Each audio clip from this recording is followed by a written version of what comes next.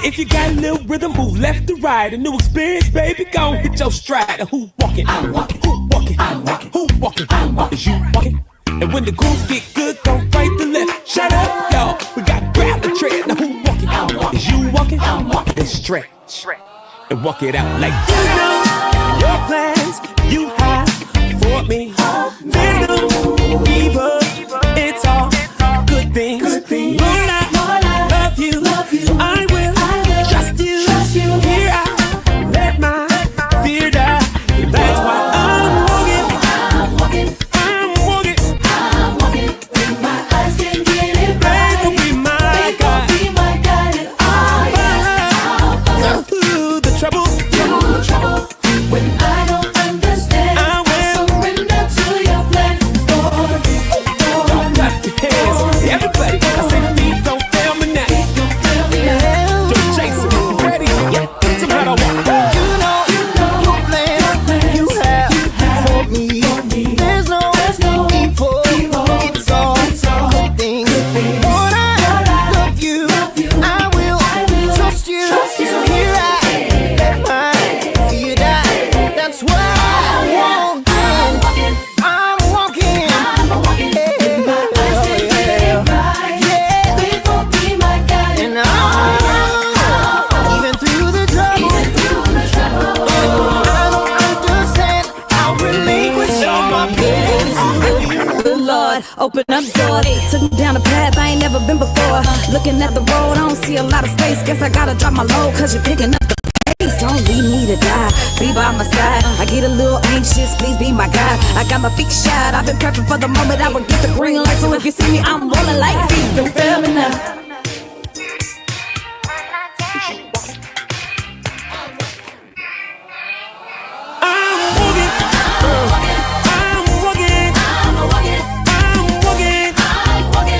Like I am by faith. Oh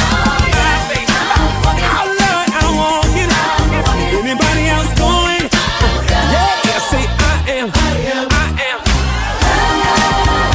I'm walking. When my eyes can't get it right, will be my guide. Oh yeah, I'll follow. I'll follow. When I don't understand, I'll surrender to your plan for me.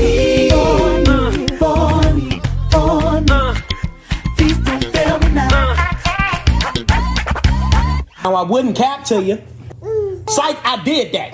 And the sad part about it all is your head so big you can fit that. Give me my hat back. Before I had to snap back. Talking about your mom's butt? Yeah, buddy. I smacked that.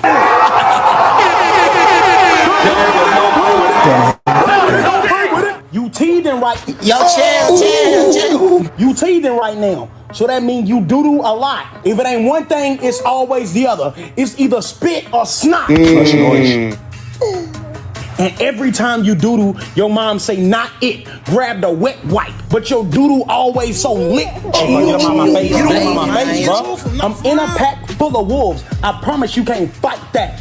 And even if you wanted to, you still couldn't bite back. Dummy, what are you doing? And yeah, I'm a dad, but do that mean I'm supposed to care? Yeah, your mom a snack, but she gave birth to a gummy bear. Nice. Your mom, she a baddie. And truth be told, yeah, bro, she got a fatty. She in the kitchen right now, flipping Krabby Patties. And you can look like her all you want, you still gonna be awesome like your daddy.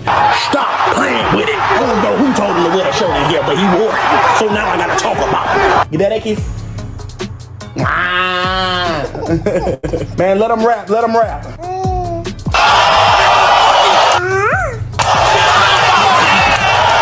He ain't supposed to be able to talk about that, bro. You said that was off limits.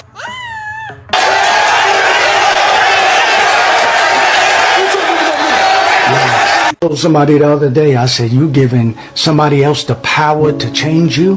Because they said this person did them so wrong that it changed their outlook on future relationships. I said, you gave that person that much power to reshape you, to transform you into something that if you saw yourself in the light that other people see you as, you would be ashamed of yourself. And you gave that person that much power just because they hurt you, just because they let you down to a degree that you've never been hurt before. You allowed that person to transform you and change you into something that you actually hated seeing in other people, but now you've actually become that person, and you try to justify your behavior by saying, nah, I'm smarter now, I'll never let that happen again. No, you bitter now. You get smarter, you move differently, you change your course of action for the next people, but you never change who you are. Never allow somebody to take those good qualities, the qualities that people fell in love with you for because it made you who you are. You don't give people that much power. Stay who you are, but change the people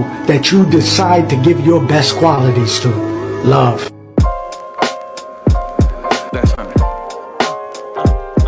Yeah, hold that. They claim they want that soul back. Got nothing to hold back. Take you to the throwback, so that you know that we gon' take the toll back. There's a difference between being seasoned and acting like an old cat. Old heads know that it all comes back around like trying to recapture the moment with a Kodak. The Polaroid is instant, hoping you don't miss it. 'Cause most of us been different. I tell you what it isn't about the amount in the bank account. I'm just trying to figure out if I can make it through without thinking out loud. Pay attention, 'cause he gives grace to the humble at the same time he humbles the proud. Wow, wow, wow, wow, yeah, wow. Come on, I just don't wanna become what I hate, 'cause it ain't all about getting your pay up. Let's go. 'Cause only Christ came down to save us, you know he saved us. I said I just don't wanna become what I hate, 'cause it ain't all about getting your way, 'cause only Christ came down to save us. He saved us. He did something for me I could never do for myself, and because of that every single day the movement is felt. I learned in life there's some things that are worse than losing your wealth, like losing your health or losing yourself, but we don't hear it though. We just wanna live this life to see the next scenario. Keep a view that's aerial until we meet our burial. Till then life will ebb and flow. I just want my very own plot of land, but I know my life's in the potter's hands, so I don't need an autograph from any single artisan. I don't need to worship man, 'cause I know that the heart is sin. Full beyond measure. Once I stopped chasing pleasure, then I felt less pressure from Odessa down to Mecca. See, he controls the weather and my effort keeps me fresher, but that ain't the measurement that I use for my own betterment. 'Cause righteousness is heaven sent, meaning that it's all by grace. So by him, that is all I pray. Come on, I just don't wanna become what I hate, 'cause it ain't all about getting your pay up. Let's go. 'Cause only Christ came down to save us, you know he saved us. I said I just don't wanna become what I hate, 'cause it ain't all about getting your way, 'cause only Christ came down to save us. He saved us. Come on, that's honey.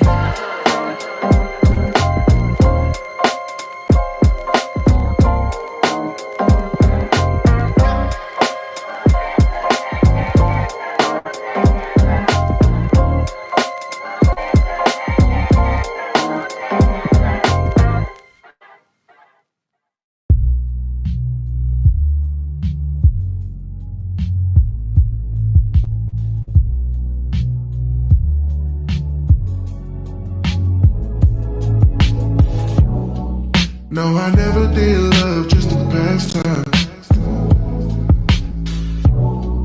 Told myself the last time was the last time. So tell me why. I know that I'm safe for all alone, but when I'm with you, I lose control. And I'm not new to heartbreak, babe, but that's a risk we all gon' take. 'Cause the vibe's just right. Thought I'd never fall in love again, but I just might. 'Cause the vibe's just right. Thought I'd never fall in love again, but I just might. It's risky, and I know it. Once we get to going, we can't stop. Feel like a locomotive, a runaway train out of control. And this could be unforgettable. I'm hoping we don't get off track, cause it's gonna be a long way back. Cause the vibe's just right. Thought I'd never fall in love again, but I just might. Cause the vibe's just right. Thought I'd never fall in love again, but I just might. Uh-huh. Oh yeah. Uh-huh.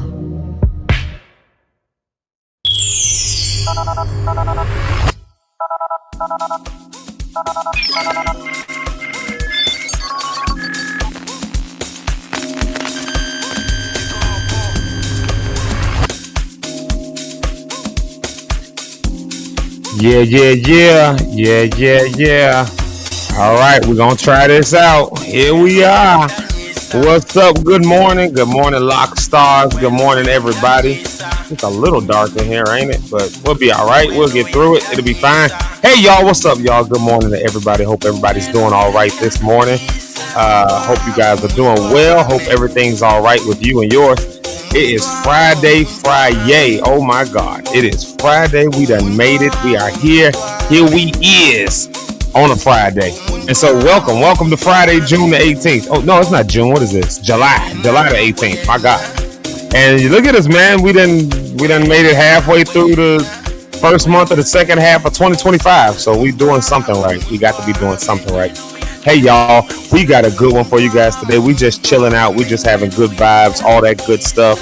And we're going to hope and pray that I can stay online today, that I won't get kicked off, which apparently my computer is doing weird stuff. Now the actual intro just loaded up.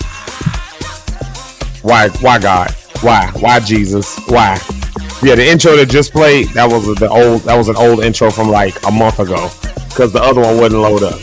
Now I just loaded up right when I got online. So anyways, yeah, so stuff like that is going to be happening, I guess.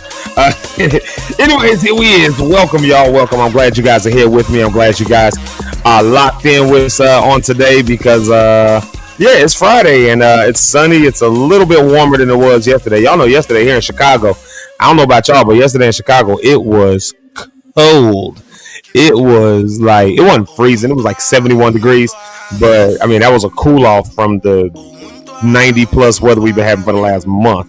So that's been a thing. So today is going to be a little bit warmer here. It's going to be 81 degrees. I guess it's going to be sunny. And I tell you one thing that's cool. My mama is here. She's in town. I literally just got in from the airport from picking her up. So we got up at like 4 this morning to run to the airport to get her picked up. And so she's here. She's at my house. I'm here at my office. I said I wasn't going to stream live from here no more. And alas, here we are. I know I said I was going to, not stream from this location anymore. But I got to be at a funeral at 10 o'clock. So I had to be here.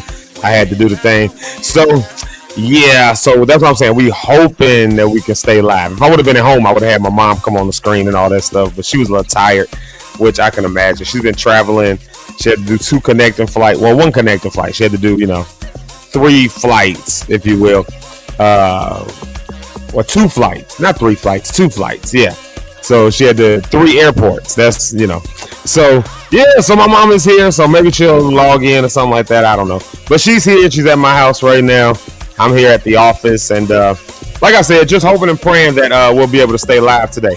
Yeah, that'll help out. There we go. Give a little bit of extra light so y'all can see my beautiful face. Y'all need to see me because I'm beautiful.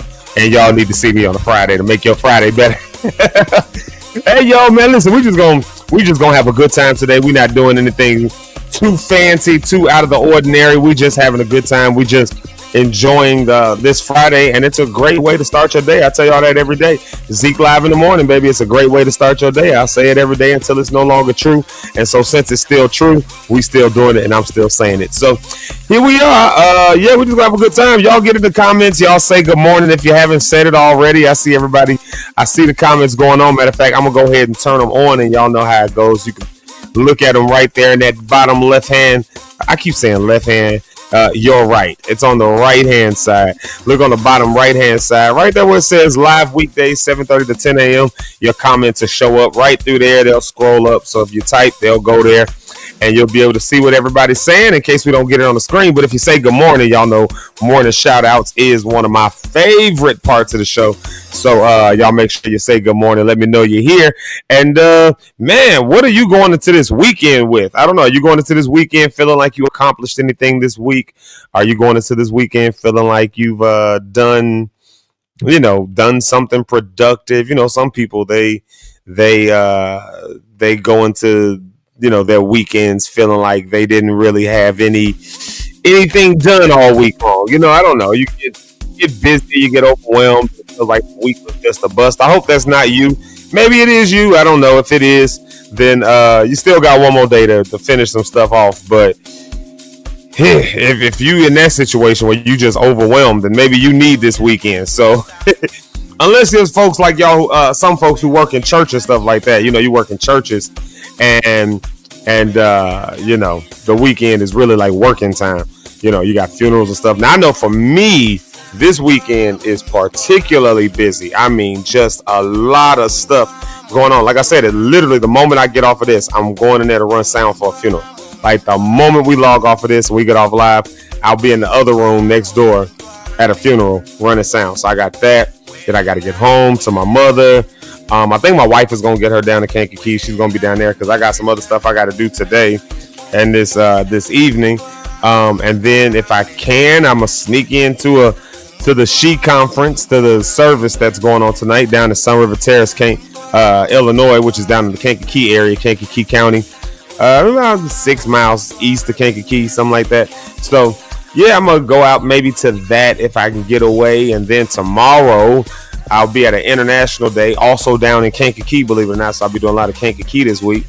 So I got International Day. I know Live Free and the Community Healing Resource Center from Kankakee is going to be there at the International Festival, which is awesome. That's pretty cool. So I'm going to go down there and represent and show my face and do all of that.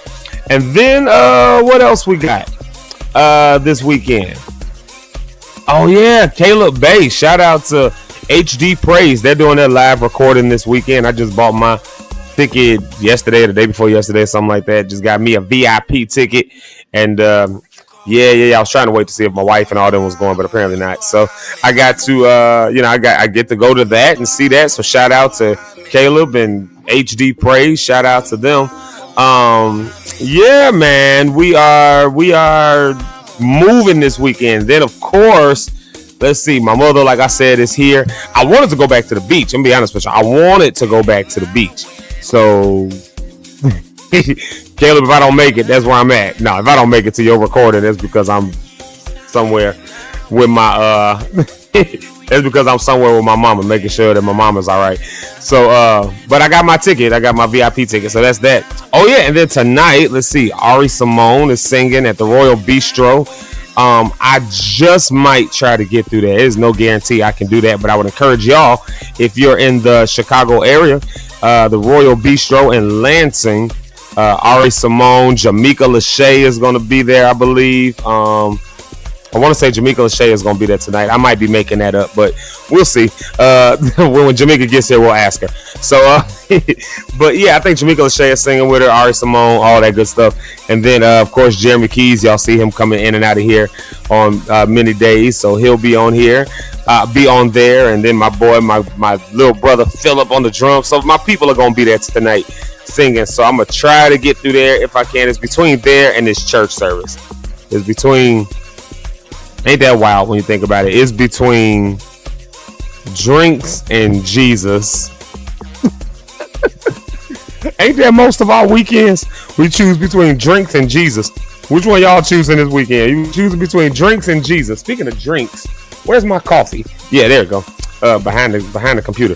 Yeah, so I got to choose between R&B or Christian gospels. That's tonight. I got to worry about that tonight. And then, yeah, like I said, all that going on. And then Sunday, of course, is church and everything. So it's just a lot going on this weekend. I don't know that I have a single real sit down moment this entire weekend. So by the time y'all see me Monday, I And then of course my mother, she's leaving on Sunday night. Like she's got a late flight, so I got to get her to the airport. So y'all see me Monday morning. That low key, y'all might not see me Monday morning. We'll figure that out as we go. Y'all be looking for the announcement. I'll either let Peaks Live in the morning take it or something, or we might just have an off day because Monday I'm feeling like that's gonna be a lot to come back. So we'll see. We'll see what I'm feeling like as the weekend goes. But it's just a full weekend. I wonder, do y'all have the same kind of stuff going on? I see some comments loading up. Oh, look, there's Jamaica Lachey. Let's find out. Jamaica, are you singing? Yes, there it is right there. Jamaica is singing tonight. I did not make that up. Y'all look at me. I told y'all if y'all want y'all's announcements made for your events and whatever else you got going on, and you want all the wrong information to go out there, give it to me.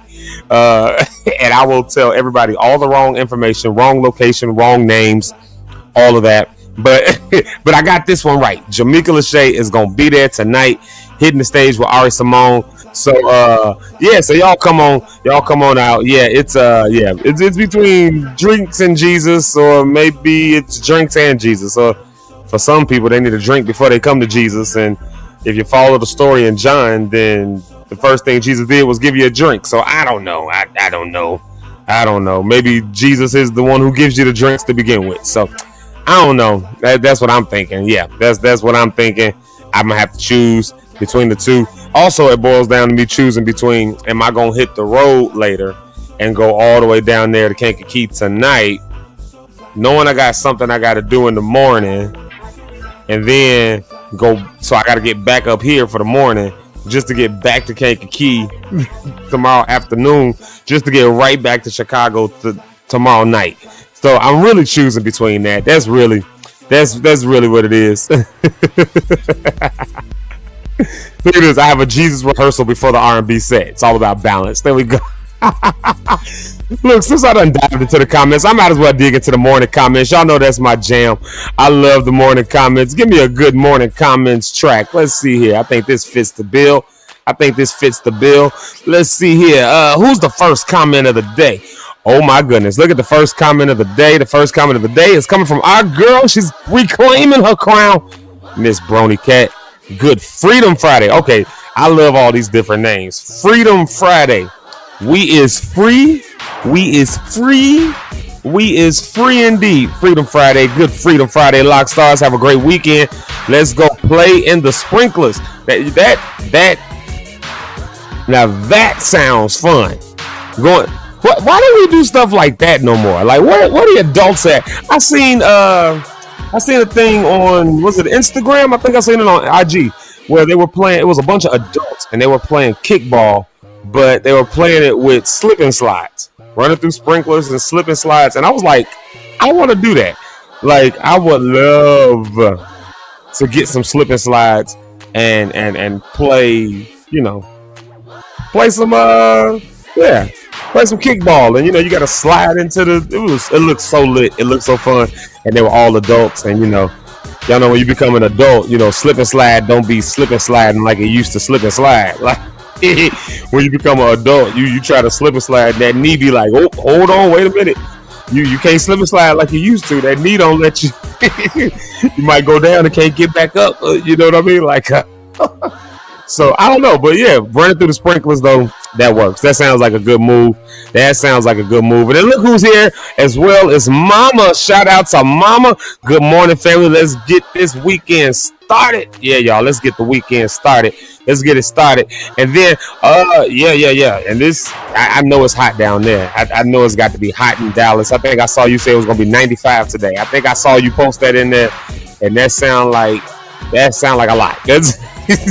Like we're having a nice little bit of reprieve here in Chicago. Just a nice little bit of reprieve that we're getting here. So y'all enjoy that. Y'all enjoy that hot weather in Texas. Y'all enjoy it. She said you headed to Toddy's for pool time and jerk chick. Now that sounds fun. Everybody doing water. Brony talking about let's do the sprinklers. You going to the pool side. I'm trying to go to the beach. I think everybody trying to be around water this summer. We outside, baby. We outside. Yeah. And then look here, right here. Shout out to Pastor Mama Cynthia Cohen. Y'all better take these blessings right here. Good morning, everyone. It's Friday. Have a fantastic day and a fabulous weekend. Y'all better take that blessing from Mama Pastor Cynthia Cohen. Y'all better take that blessing. Yeah. Let's see here. Look here. Now, Mama said we invited to Toddy's pool. So I guess I got to get on my flight to Dallas and come down there for a few minutes and come to the pool and give me some of that jerk chicken. Yeah, I guess I got to do that. And look here, y'all know Brony Cat gives us the church announcements all the time. The church announcement lady.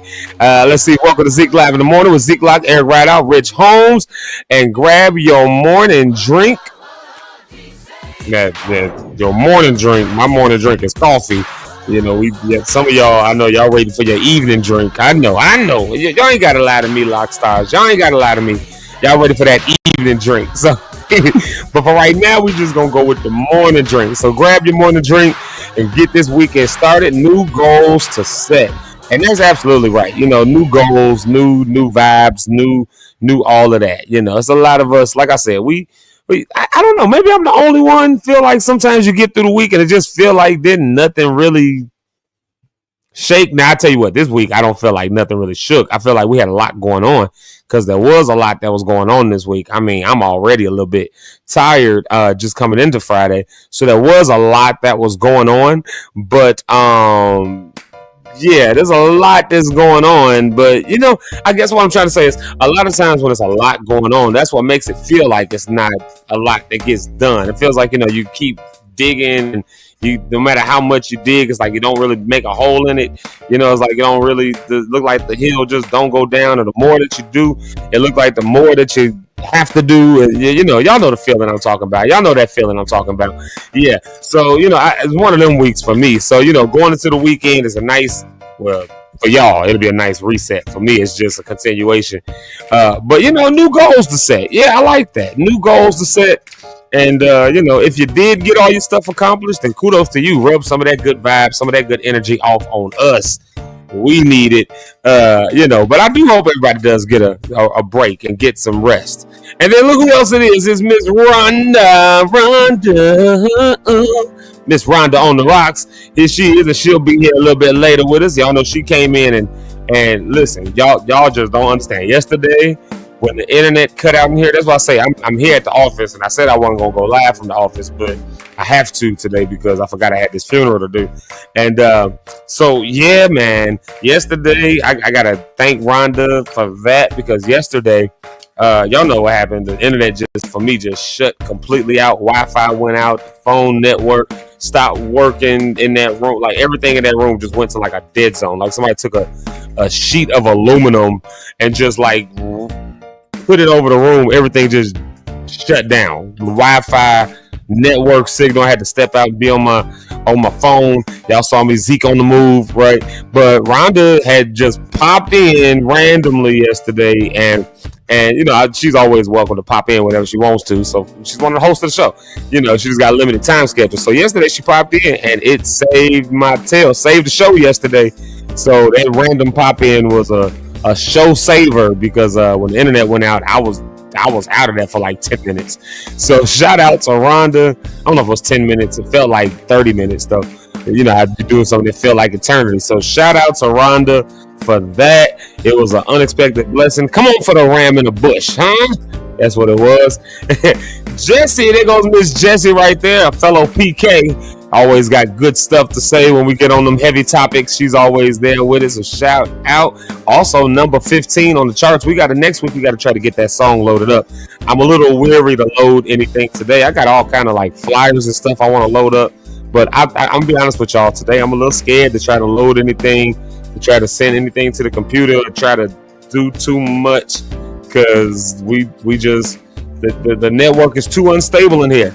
And so I'm just using my phone network again, and so that scares me that something's gonna happen. So I do got some flyers.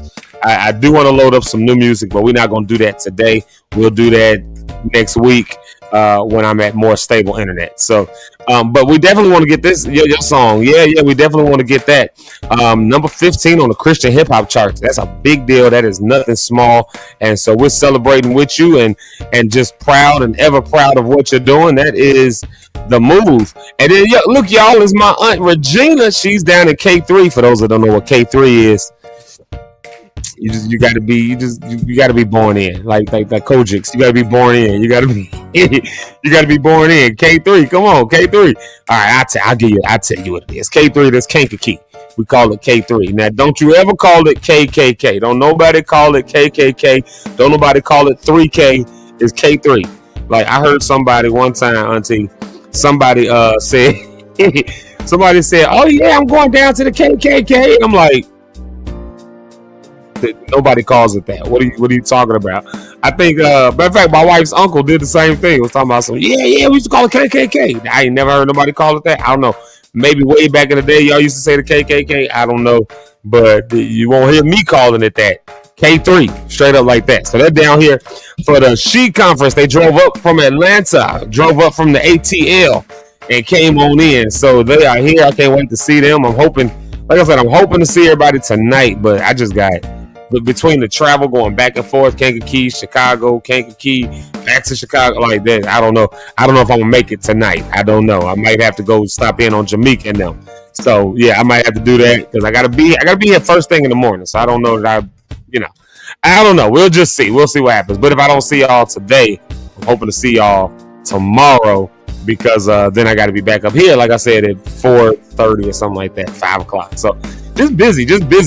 But they drove up here. They made it safely. So thank the Lord for that. I'm glad. Y'all tell my auntie what's up. Y'all tell her she's over there on the Facebook side. And actually, I think I just saw her log in on the YouTube side. So y'all just show my auntie some love. I know they're just getting in. I'm sure they're tired. And I'm sure they're ready for I'm sure they're ready to get this thing underway. Let's see here. There goes Eric's mama. Y'all know how we do. We show the mamas of the show some love. That's Eric's mama, Mrs. Johnny Rideout. Y'all go show her some love. She says, good morning to everyone. She put that all caps on everyone. That means all the saints, all the ain'ts, and everyone in between. She's saying good morning to everybody, and we saying good morning to her. Y'all go show her some love. Y'all know how we do the mamas of the show.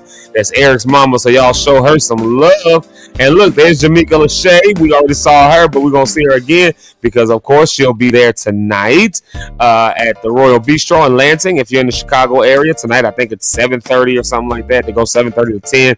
Matter of fact, yes, it goes 7:30 to 10 p.m. We 7:30 to 10 a.m. over here.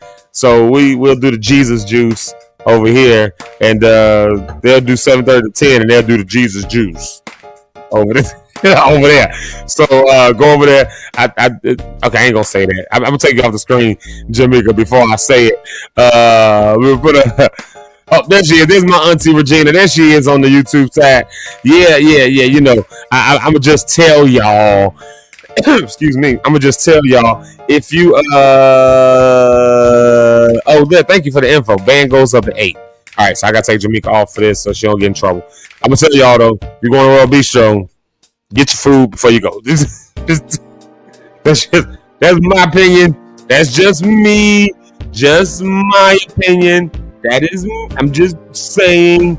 Me and Eric went there. It was me, Eric, my wife, and Deja. We went there and we dropped almost $200 for the 4 of us. And yeah, I don't know. I'm just saying, go ahead and get your food first. So if you go in there, go ahead and have your drinks. You know, of course, tip your bartender. I feel like I'm back in my club days. Tip your bartender, all that stuff. Save some of that money and tip the singers. They actually, you know, there's tip jars when you go to restaurant shows. So save a little money and tip the singers, tip the band, tip them.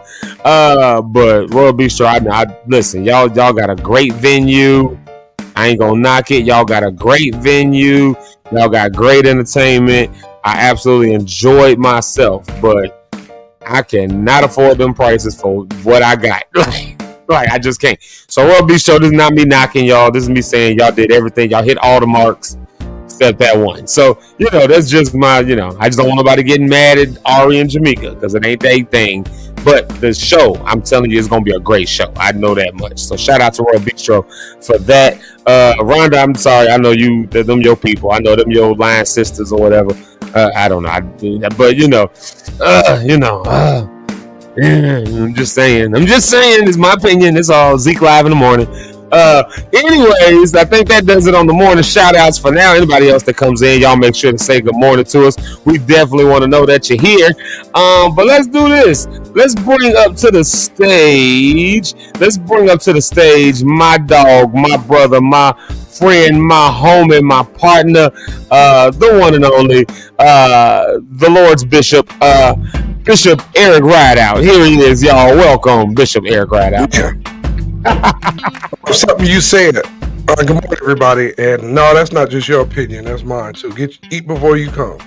Yeah, I couldn't. It's like going to the movies and you take your own popcorn and candy. It's the same thing. Yeah, I was trying to be, gentle with my language, so because I know these people got to, they got to be there, and of course they link to us, but they got money, and there's no reflection to Jamaica or kids. Everybody else, no reflection. But that bear look, I think I had six little chicken wings on my thing. My daughter had a little pasta. What was it, $255? Yeah, it was like something like that. Yeah, it was over $200. Yeah, I said almost to it. It was like $250. Yeah, it was almost $300. That's what it was. It was almost. It had to be put in there. Yeah. All of it. That was just It was amazing. Boy. The show was great. It's just. But the show was amazing. Yeah, the sound was good. The show was good. Yeah. It's a great. The DJ was great. Everything else was amazing. I definitely say go. I ain't telling nobody don't go. I'm just saying get your drinks there, but maybe not your food. That's all I'm saying. Just decide what you're going to invest in. Okay, I'm going to get off Royal Bistro because I don't want my people to get in trouble and lose their gig. I don't want them to get in trouble. Those drinkers, you may want to even breathe. Yeah. Oh, you know what you're running into, but it was a good show. It was a really good show. Yeah. Oh, I don't want to get them in trouble. But I'm just telling the people. But definitely go. I'm telling everybody, definitely go. Support Ari, support Jamaica, support Keys, Phil. Just support them all. They're doing a good show. They're doing a good thing. They consistent with it, and it's a good time. It's a good way to spend your Friday. Yeah. Nobody's knocking the time, but consumers have a right to their opinion, right? So our opinion, the food was high. But that does not take away from the building. I'm telling you, if you all want to have your event somewhere, there's a good stage, a live thing for your family, or baby shower, birthday party, whatever, go to this place. Baby shower, that'd be wild, boy. Baby shower at the bar, boy. That's what. Yep. I think that'd be kind of good. Actually, I guess that's not that wild. No, think about it. If it's just the families together and they just come together and that's true. Live music, there's food coming in. That's true. Don't. It's for everybody in there. That's true. But you know what though? The only problem is though, you won't get, huh? And it has a lot of space. Remember, it had that far other side. Yeah. They got a big space there. That's for sure. That's big space for a restaurant. The only thing though, if you do a baby shower somewhere like that, you don't get them meatballs.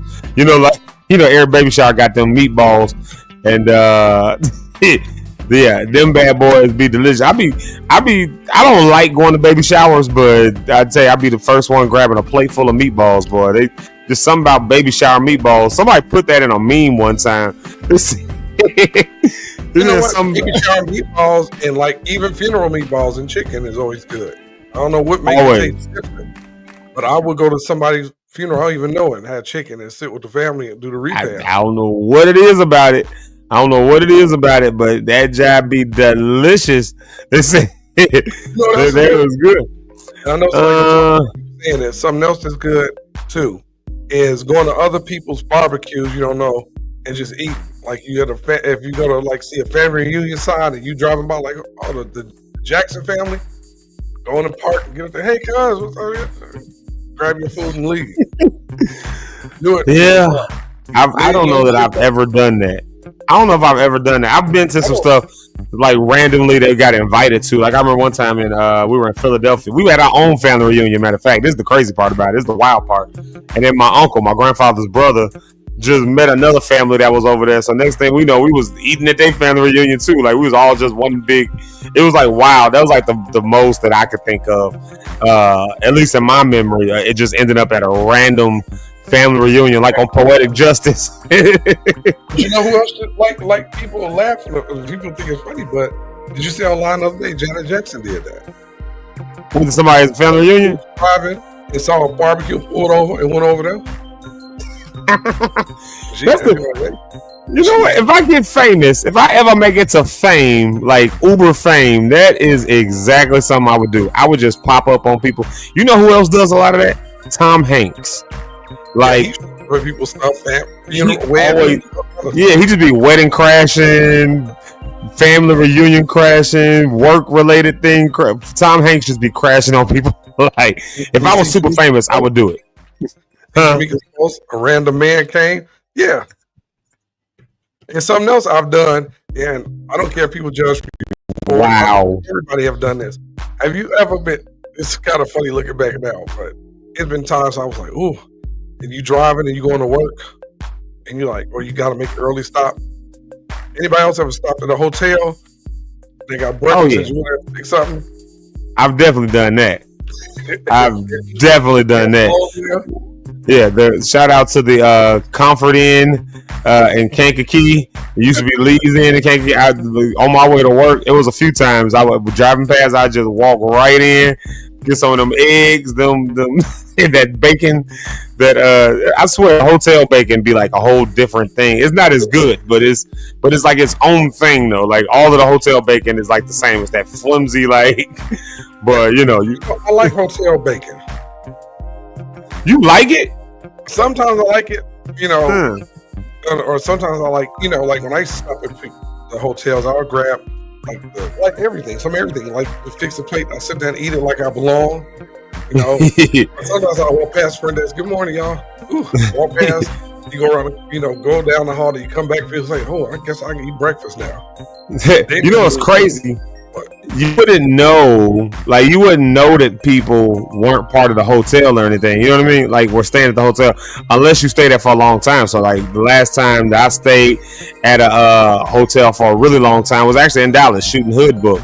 And so of course we there for 2 months. Like, you just 2.5 months. You just know everybody that's in and out of the hotel. You get to know the staff. You get of course, it was like a group of us, so we all like down there for breakfast every morning.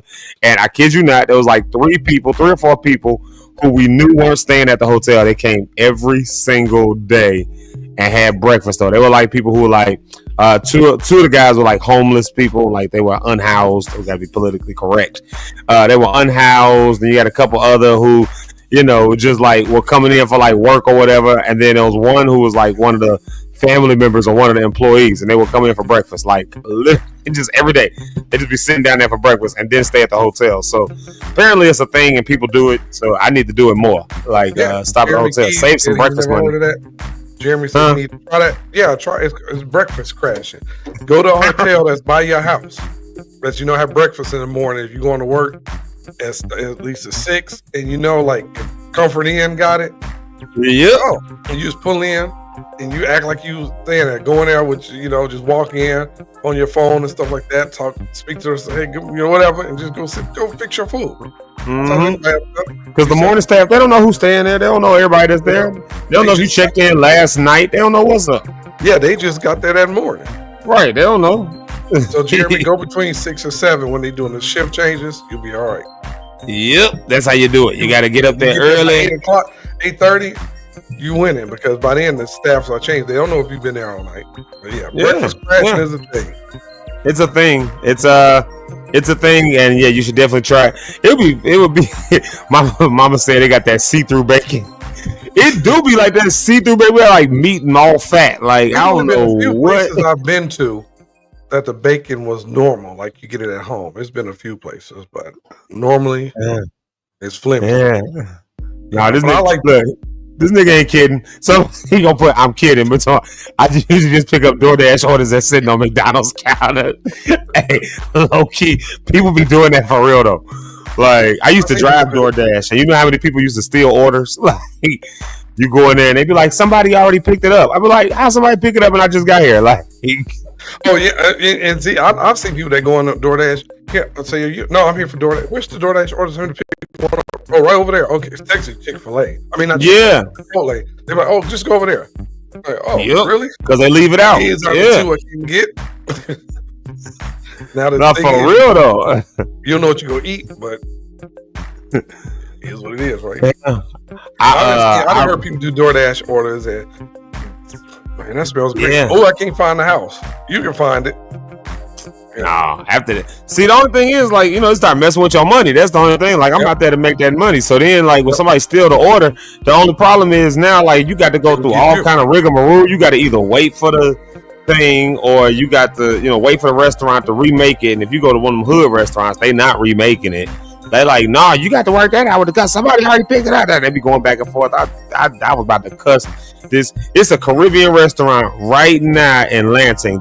Not in Lansing, in Calumet City. That joint on Torrance Avenue. What's their name? Island King or something like that. I don't know their name, but you won't see me there because I was ready to cuss them people clean out. They gave an order away that they shouldn't have gave away. And I saw what their system was. They don't just leave the order sitting there. They make you check it off before you do it, which means they gave that order to somebody that didn't check it off. And then I had to sit around for like a long time waiting for the order. And then they came out and said, well, we about to close the kitchen, so we just not going to be able to get that done. When I say I told them people about themselves from the left to the right, so I refuse to go back there. So if y'all know anybody that worked there or owns that place, tell them to SMBTMD. Yeah, and if you don't know what that means, you got to come to Zeke Live at night for that one. SMBTMD. Eric, you know what that means. So, go back to your own country. I'll just play it. Tell me, go back to your own country. But music break time, I know. Yeah, let's do that. Let me say good morning to a couple of people real quick. Of course, Jeremy Keys, we already said good morning to him. He steals orders from McDonald's. So, and I get it. You know, you got to support your future wife's drinking habit. So I don't tell her I said that. I didn't say. I told her I wouldn't talk about it this week. So don't tell her. And then my mama, y'all say good morning to my mama. She's at my house right now. Well, I don't know. She might be going well, it's only 8:15, so she's still at the house. I literally just picked her up from the airport. Like, just picked her up. Dropped off at the house, came into the office. So, yeah. So she's here in the Midwest. She's back this way. Yeah. And then look here real quick. And y'all go make sure y'all show my mama some love now. That's my mama, y'all. Y'all know how we do the mamas of the show. So I'm glad I get to see my mama in person.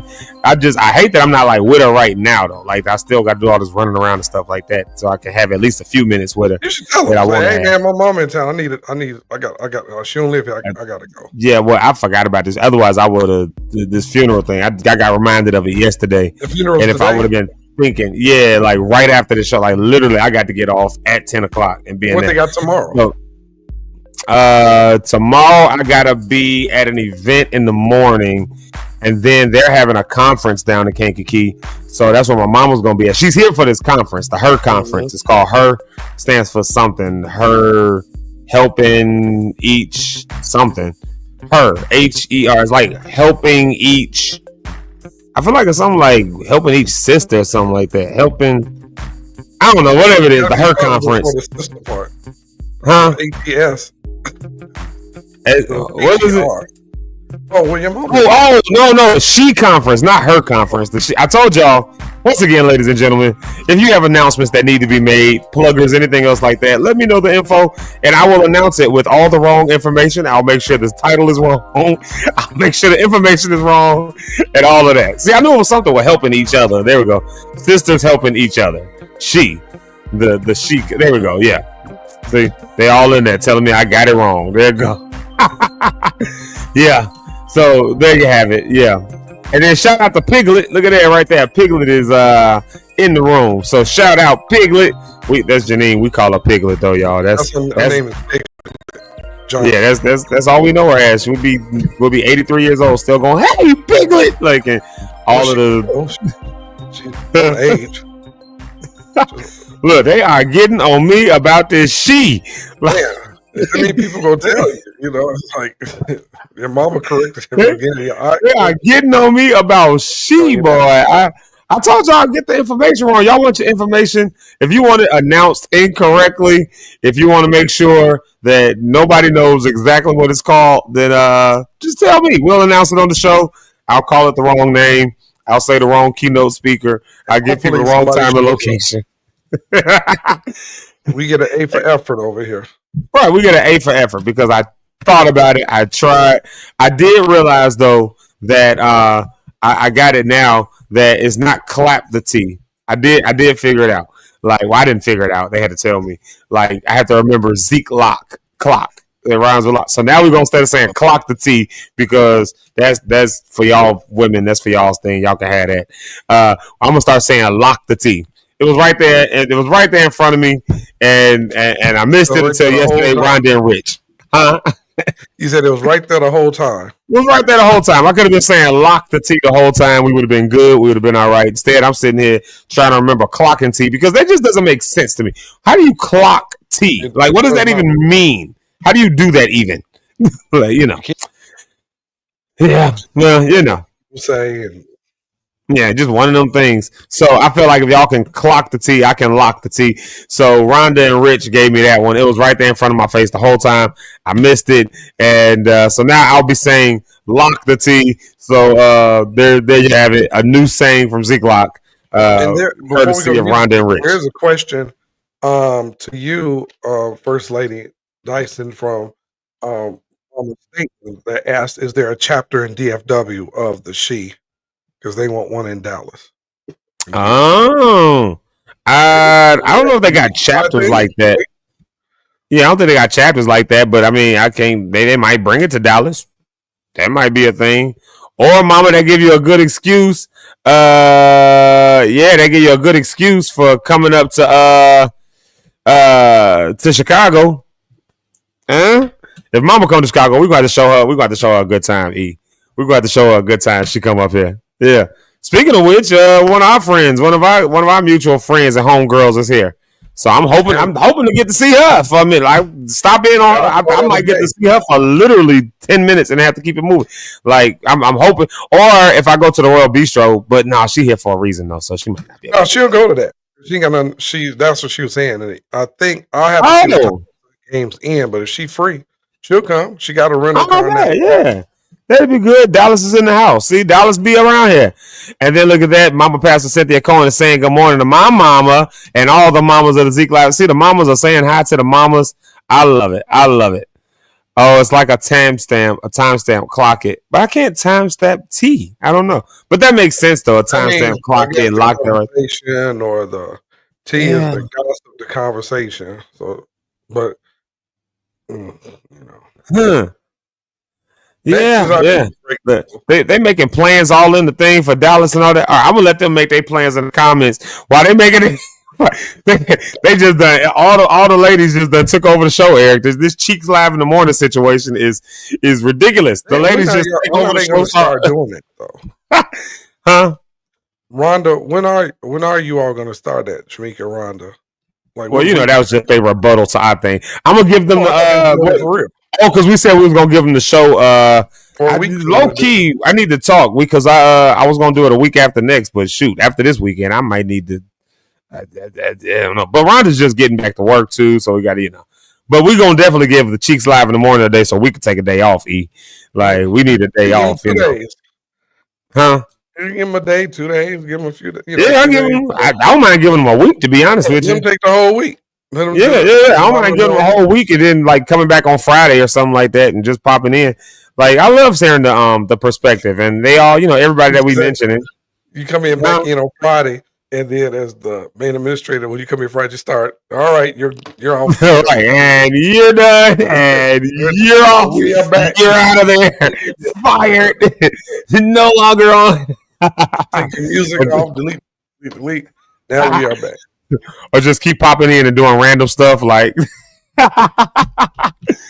putting my own self on the screen. Or come in and just censor yourself, or just right.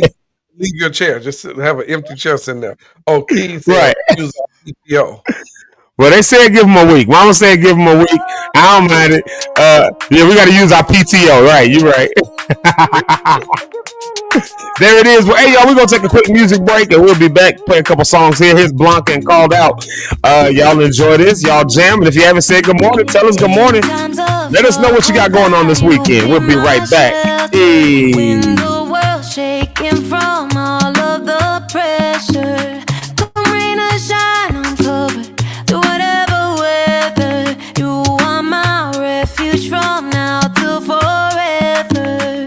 You've been so good to me, yeah, you've been so good to me, yeah, you've been with you, I could do anything, 'cause you're my safety. There's a peace I can't deny, and I know I'll be alright, 'cause you're my safety.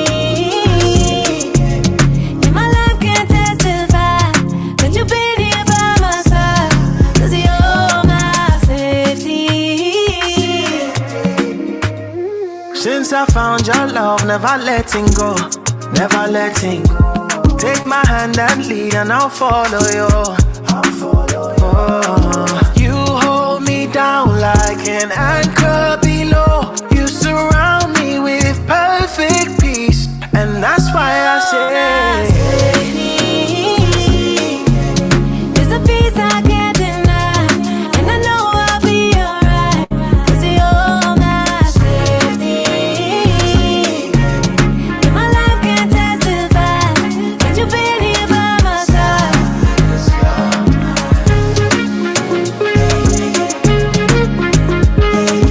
You're my safety, you're my safety.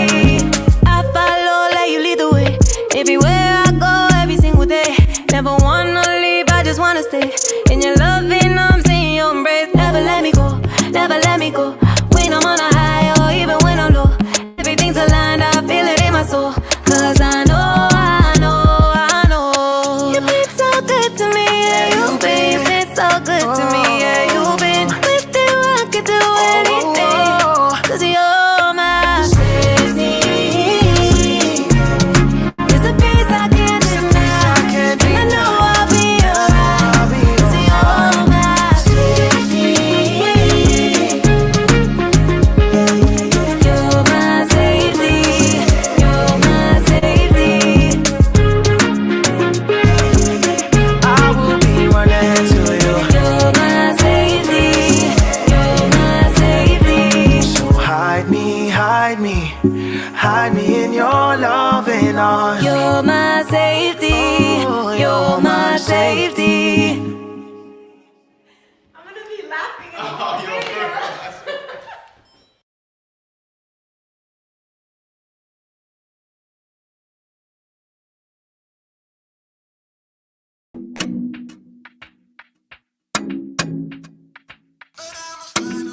Y'all know this is one of my favorites right now. Listen to these words. I want to love myself without needing someone else to say it to me. I want to love myself without needing someone's help to show it to me. 'Cause I can be mean in my mind, beat myself up all the time with awful thoughts, and I can eat myself alive. I'm gonna try, it's gonna be an awkward talk, but I love you, I don't say it enough. I love who you are, who you become. Don't know why I cannot hear it unless it comes from someone else, but I'ma find a way to finally feel it when I say it to myself.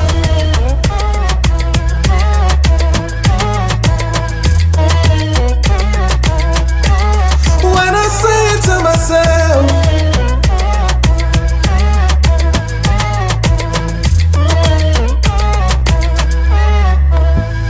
I want to be someone who's not swayed by opinions, to be me authentically without apology. I want my heart to soar without being insecure and point out what's wrong with me, 'cause sometimes subconsciously Yeah, I can be mean in my mind, beat myself up all the time with awful thoughts, and I can eat myself alive. I'm gonna try, it's gonna be an awkward talk, but I love you, I don't say it enough.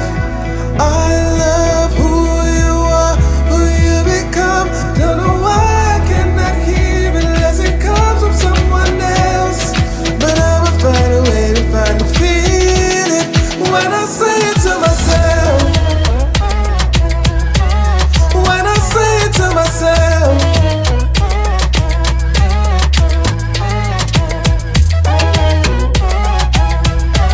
When I say it to myself. Oh yeah. When I say it to myself. I love that song, y'all. I love the words to that song. That, oh my God, I love the words to that song. I love the words to that song. This artist named Andre Henry. I think he's from like New York or the East Coast, somewhere like that. So I found him while I was in Norway one time, and I was just like, just overwhelmed. I was tired, the jet lag and all this stuff. Just tired, a little overwhelmed. Just trying to catch some good vibes. And I be playing y'all know me, I play all kinds of music and stuff. I mostly listen to gospel stuff, to be honest with you, but it'd be like old stuff. I done reached that age where I played the stuff that I liked when I was a teenager and in my 20s. But I done reached that age. But I came across this dude, and like his song, it just came across my Facebook, and it wasn't this song, it was the other song I be playing about being suicidal. That song, Make It to Tomorrow. And man, I heard that song. That thing broke me. I remember standing at the sink listening to that. I was putting some lotion on my face when I heard that song. I was like, oh my God, these lyrics, like, they hit right at the heart. So I went and I got the album, and this is the first song on that particular album, called Love Myself. And when I heard those words, I was like, oh my God, lyrically, this is raw, vulnerable, amazing, good. Like, it's just honest. It's, and it just made me wonder, like, as I'm sitting there and I'm looking in the mirror and I'm just remembering what it was like for me, like, especially in the year 2022. Everybody says throw 2020 away. I say throw 2022 away. That was the year when I was all depressed and suicidal. And I remember looking in the mirror and telling myself stuff like, you ain't nobody, you ugly, you stupid, like, you a failure, you ain't got, like, I mean, it's just like a rabbit hole cycle of downward speaking negative to my own self and being hypercritical of my own self. And then so when I heard this song, it was like, I'm gonna find a way to speak to myself. Like, when I heard that first line, I want to find a way, the first line is something along the lines, I'm about to botch it up, remember, I mess up other words and everything, but he said, I want to find a way to tell myself without needing someone else to say it for me. Like, so I want to find a way to love myself without needing someone else to say it to me.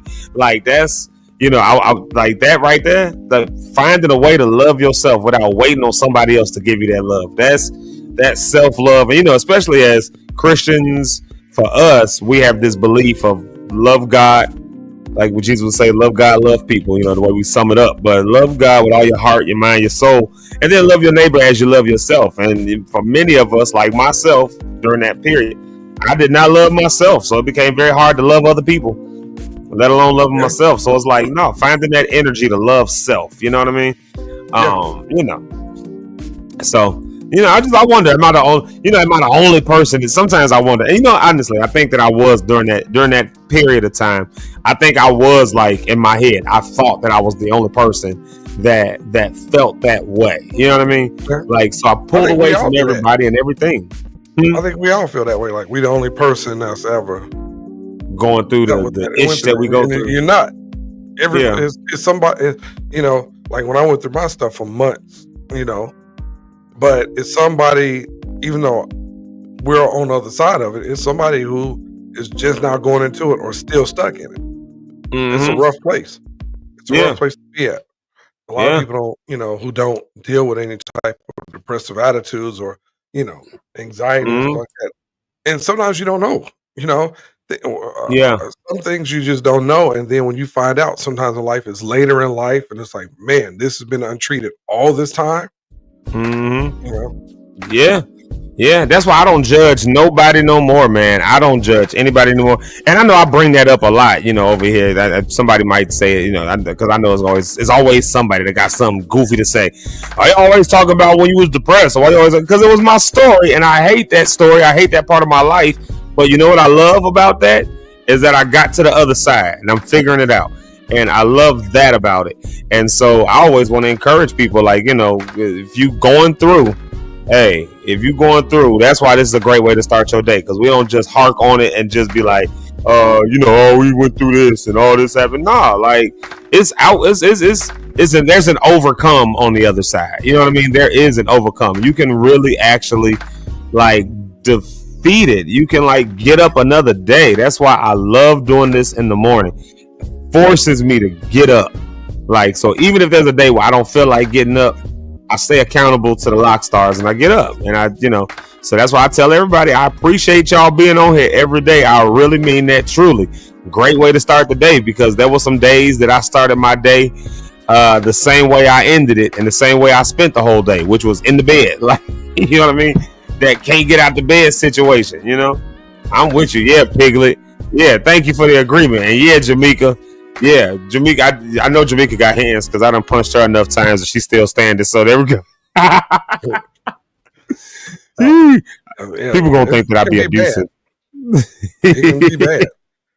Like last night, I went on Facebook and was sitting there like, "What am I tired of?" And I just wrote a list of 40 things I was tired of, and for no reason. It's a whole list of things. Like what? Like what was some of the stuff you tired of? It comes to people and where is it at? Here it is. Oh wait, I didn't see. That's what I get. I didn't change to a whole different person.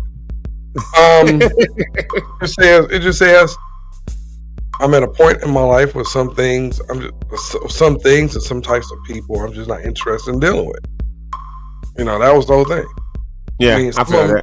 Number one was faithless in relationships, no time for God. People who don't, and I understand everybody on a different journey, but for me, I don't need to be around a bunch of people I don't get it. Not when there's a lot happening. Unfocused people, messy people, negative people, unmotivated people, unsettled smokers. I don't like smokers. Manipulators, stinky people, two-faced, inconsistent people. Oh wait, go back. Did you say stinky people? Yeah, that's on the stinky folks. People who don't know. Look at y'all heard it right. You said sneaky or stinky? STINKY. That's what I thought you said. Like funky folks. Yeah, that's what I should have said. People who don't know. People who don't know they can't really sing. Those people bother me, who really think they cold and they not. Entitled, dramatic, false humility, rude. Leeches, people who put salt on grits. People saying they're national artists with no music. And we all know people that do that. Well, yeah, that's the whole Facebook. They've never put out one song. That's the whole users, deceiving attitudes, gaslighters, unloving, emotionally dead people. Only reach out when they see an event coming. Pastors who are hypocritical, false support systems, people who wear dirty Crocs. People who I don't like them. People who support everything Trump does. Racist church folk. Women who stay in clubs. No offense. Racist church folk. Top dog law commercials. Those really bother me. I really hate them. Non-educated social media therapists. Everybody got an opinion and just know something. They never went to school for it, never went to college for it. No got a training. There's professional therapist. Gossiping people, lazy folk, Zoom meetings. I hate Zoom meetings. Fake friends, envious people, people with dirty nails, and they touch me. I hate that. You're gonna get a bum.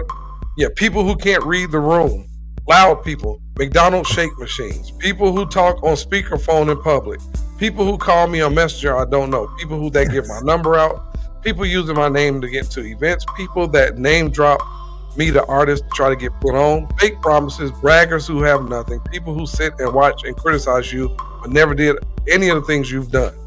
That was my list yesterday, and it's a real list of stuff. Jesus, that's an extensive list. Jamaica said, did you say dead people? Emotionally dead people. People who don't have a way to be compassionate on other people. You know, like people like that emotionally unsupportive people. Yeah, I feel that. And my mama says salt on grits is the best though. Oh, yeah. I now put it. Chef Lady Dice. It's too late. It's out there now, bro. It's out there now. It's out there now. There you go. Yeah, and people in that people, you know, my main thing is, and we've seen it where people got online and attacked. No, also in there it says all these woke people.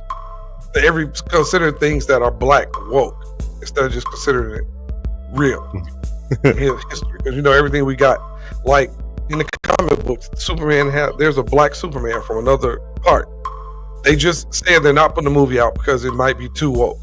Literally, it came out yesterday. Yeah. I'm sick of folks who don't know what that word means or understand the connotation of that mean. Taking it and like villainizing it and making it you know what I mean? Like making it a thing. The Martin Luther King bust in the White House. Yeah. He took that down. Quietly.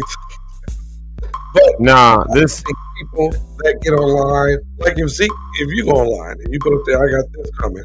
Somebody, this happened to Jeff, Jay Rhythm. Yeah, put up something about the, he do stems and stuff like that. And somebody took that, and you've been on this musician's page where they just hate on all the other musicians hating on it. I think you left that Facebook room. You know what room I'm talking about, Zeke? Well, say that one time. I was typing. I missed that. I missed the last part. You said that means something and put it out. And it's this one musician's room on Facebook. Used to be in there too, and they hate on. Oh yeah, you talking about the Black Surfer Realm? That's what it was. Black Surfer Realm. They put Jeff stuff up there, and all the people. He ain't nothing but bink. And I'm like, man. And then when they see the stuff he's done, then they do that. Oh, well, Ty tribute. Okay, that is a dope one, but Ty must have been desperate. It's like this guy, if that you've been in that room, they hate on everybody. Yeah, I had to come out of there. I don't even know if it's still in existence. That I see online, that get online. Hypothetically, Janet Jackson sounded terrible on the Super Bowl, while they've never went outside of their block. They block. They can't sing. They can't write. They can't talk well. They goofy. They have no musical sense. I just hate people that sit back and tear down what else is doing. Yeah. There was one dude that was in that room, and he made his whole claim to fame in that room as being like the contrarian, the guy who always got something to say. Always had something to say about something. People just did he give his real name out? Yeah, I mean it was his real name. It was his real page and everything. You can see him playing on his stuff, and he was not the best musician in the world, but he always had an opinion. And, he was real regular, if that's the case. I know. Yeah, basically, he's a real regular dude. That person is a monster. Yeah, that was his. Yeah, that was his like group. Room and changed it to something else. I'm like, I gotta get out of here. I mean, they were really hurting people's feelings. Who's really out here working and doing their best. Yeah. I don't like people. But that's the thing. We could be so critical of each other. How do you stop being critical of yourself when you work in industries and around stuff where they so critical of you? You know what I mean? Yeah, it's like we all end up falling into it. Because how many times have I had to be like, I need y'all to do this. I need y'all to look like this. And then there's a piece of that goes with Hollywood. I get it, but it's like working it in. There's a way to I guess say stuff, do stuff, and you got to have relationships with people too. That's part of it. But there's a way to say stuff and do stuff that's a little bit more graceful, as opposed to just getting on there and just trashing folks. You know what I mean? You're entitled to your opinion. We were talking about World Bistro. We're entitled to our opinion. The food wasn't that great, and it was way expensive, and we did not feel like we got the dang $5. If it had not been for Jamaica, Jamaica was there rocking with us. We was having a good time. But if it had not been for Ari and Keys and them having an amazing show, Like, it would have been like, no, I won't come back. So I'm definitely going for them, like specifically only for them. But that's my opinion. But we talked about that, but it ain't like, hey y'all, man, F the Raw Bistro, they're the worst place in the world. They're like, I ain't never owned a restaurant, so I don't know the difficulties that go into it. I know my opinion I had on it, and I'm entitled to that opinion. But I ain't gotta trash them and call the owners all kind of names and be like, the owners suck, they stupid, they should have never did a restaurant, they should have never got. That's just a whole nother level of hatred at that point. And once you do that, you know what I'm saying? Like, you can't find nothing good about this. Like, But it's like, all people really? All day, every day. They got something to say. They beating up on people. They critiquing this, critiquing that, and have never. I mean, those the ones that get me that happen. Can you sing no? Can you write no? I've never done it, but I got my opinion. Well, your opinion is worth nothing, because the thing is, everybody can have an opinion, right? That's all right to have an opinion, but at least if you have an opinion, say you have an opinion about the place we were talking about.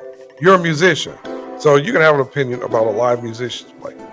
But if you've never done anything but sit on your couch and critique everybody else doing something, and you financially, you 2 nickels away, a nickel from poverty, and you got something to say about somebody who's successful, I don't get that. Just like I see all these people online, I can tell you how to get your credit right. Which, you got a lot of money back. But the next day they got up a GoFundMe. How can you tell somebody how to get their credit up and you got a GoFundMe page up the same way? It's like social media has made people feel entitled and privileged. So entitled. Like man. Like your opinion really holds weight. Leandria, that's what I was gonna say. Tiffany that's working with her. Now, people see Leandria as this person who, the wild child of what she is. And Tiffany was, that's what people call her, the wild child. She just wild. She just this and the blah, blah. But Tiffany was with her the other week, and she don't want me saying it because it was online. And she went to a church, and this minister actually took the time to minister to her a certain way. And she said the whole ride home, Tiffany said, I see the struggle of somebody who really wants to do different, but that it's like this on them. And she said, for that moment at that church, she said, she looked different. And she said, God's starting to work on her heart. But people will take that and say, okay, that was a good moment. But you still did this, that, and other. We are the most critical people. And the Bible always, if we, like you say, they quote scripture all the time. What happened to the part when it says you see somebody overtaking them in the fault? You go to them and restore them. Yeah. We don't restore. Now, no. Overtaking in the fault is one thing, okay? And you're making a mistake and you admit, I got to struggle. Help. Y'all help me. We don't, like we always say, we don't know what Paul's thorn in the flesh was, what his struggle was. Paul, not saying he was, he could have been a drunk. He could have been struggling with alcoholism. He could have been struggling with lustful things, anything. We don't know what it was. But he admitted, I got something that I need help with. Leandra has said, I got something I need help with. That's different than, Zeke, if you're a pastor, I'm a pastor, and I'm out here wilding out, knowing I'm doing it and not taking accountability. It's like, I'm doing me. That's different. Somebody like that, oh yeah, I'm going to tell you up. But somebody that wants real help and genuine help, the church just needs to have a little more people, not even the church. I don't expect it from the world, but church people got to have a different attitude when it comes to how we handle and restore one another. We will put somebody's business out there, their mess out there in a bad way. Yeah, I think everybody wants that gotcha moment. Like, everybody wants to have that gotcha. Yeah. Like they was I'm the first to release this information. Yeah, and that's getting to be wild in the church world. It's an industry, man. That's why I say, like, this whole church thing. It's an industry, bro. It's like, it's an industry. I know. For those of us who love y'all love the Lord. I know you want it to feel like it's all Holy Ghost led, bro. It's an industry out here. The church world is an industry. The gospel music scene is an industry. So I don't care just like everything else, it's an industry. There's money that flows around it. There's all that goes around it. And so as a result, now you got, gospel news and Christian news and all of that. And the way the news works is you got to be the first to the scene. Like, you got to be the first to the scene for the news. So, so now you got got the gospel gossip columns, of course, like on YouTube and all that stuff. And they do all the clickbait stuff, like put somebody on there, like, since we've been using Leandria, we've been talking about her. Like, but they'll have like a picture of her, like, is she really saved? And they'll have a picture of themselves on there, like, like, is she really? Like, look at some goofy picture that makes people click on it. Pointing them, and like, so all the other evidence to get on. Yeah. So now that makes me want to make a video, take their picture, say, is this a weirdo on my own YouTube? I be wanting to do that to some of these cats. I be wanting to be like, why do you make your whole life, your whole living on talking about other people? And then when something happens to the very people who do that kind of stuff, when something happens to them, they want to get humble real quick. Like Wendy Williams was the same way. I mean, it's the same type of industry. Yeah, I was just thinking that. People getting don't talk about Wendy. Well, Wendy talked about everybody's business. Everybody. Those people, like Method Man said, nobody knew his wife was struggling with cancer. She found out. She took it upon herself to go on the radio now. Method Man's wife has cancer, stage such cancer. And he went to her and said, who told you to do that? My children didn't know that. Our family didn't know that. That was internal. And you found out. And who do you? She said, well, I mean, it's out there now. That's not that. But then when it flipped around on her in the way it hit her, that really will come back. Because I always tell people, like something your boy BBJ told me. He said, what you reap, you sow, what you don't, you owe. And that's the serious of the matter. That sounds like something BBJ was saying. Don't you owe? But it makes sense. All that stuff she had put out there all these years, you expose people's relationships, marriages, health problems, sick problems, children problems, and then now it's coming back and it's like, you want people to leave you alone. Just leave me alone. Stay out of my life. Where was this at when you was in your prime and doing it? So, and it's a lot of people like that, man. You get up every day and go on the internet. Somebody got some type of misery loves company, like Jamaica said. I agree. You have every single day online talking about somebody. Like, I ain't gonna say this person's name, but you know what I'm talking about. We talking about church gossip guys, right? And he's one of the biggest. Who, Larry Reed? Yeah. Oh, there you go. And now he's trying to take it back. Oh, he's trying to take stuff back now. If I ever said anything to offend y'all, I just look, man. Now here you go with that.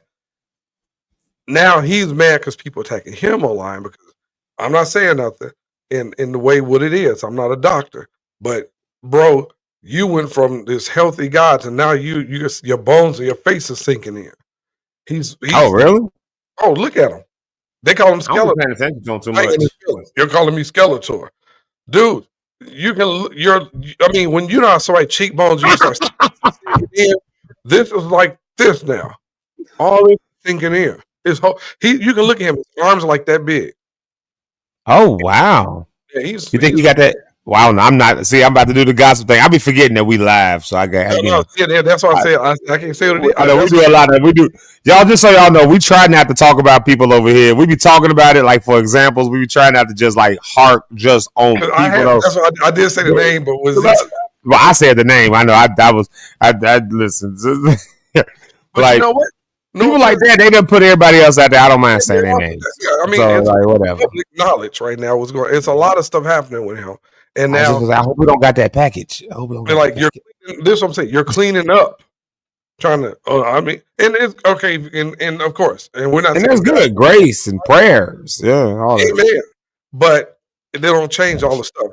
So we still have to say when you're like I tell people all the time, singers and musicians, and you've seen this, Zeke. We all have seen this. Y'all go on somebody's page, and they're saying, I'm not saying this about you either, because this person. Oh, Kim Burrell, she's this, that, and other. I never. But you're a musician or a singer trying to get in the industry that she's a part of. Yeah.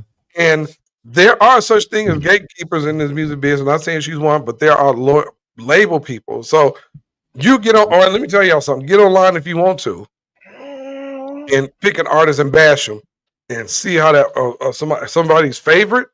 Go online as a Christian, a CCM artist, and you dog CC Winans out and see how far you get. Outside of Lord's help, you can't certain things you just you dogs, but you want the opportunities in their arena.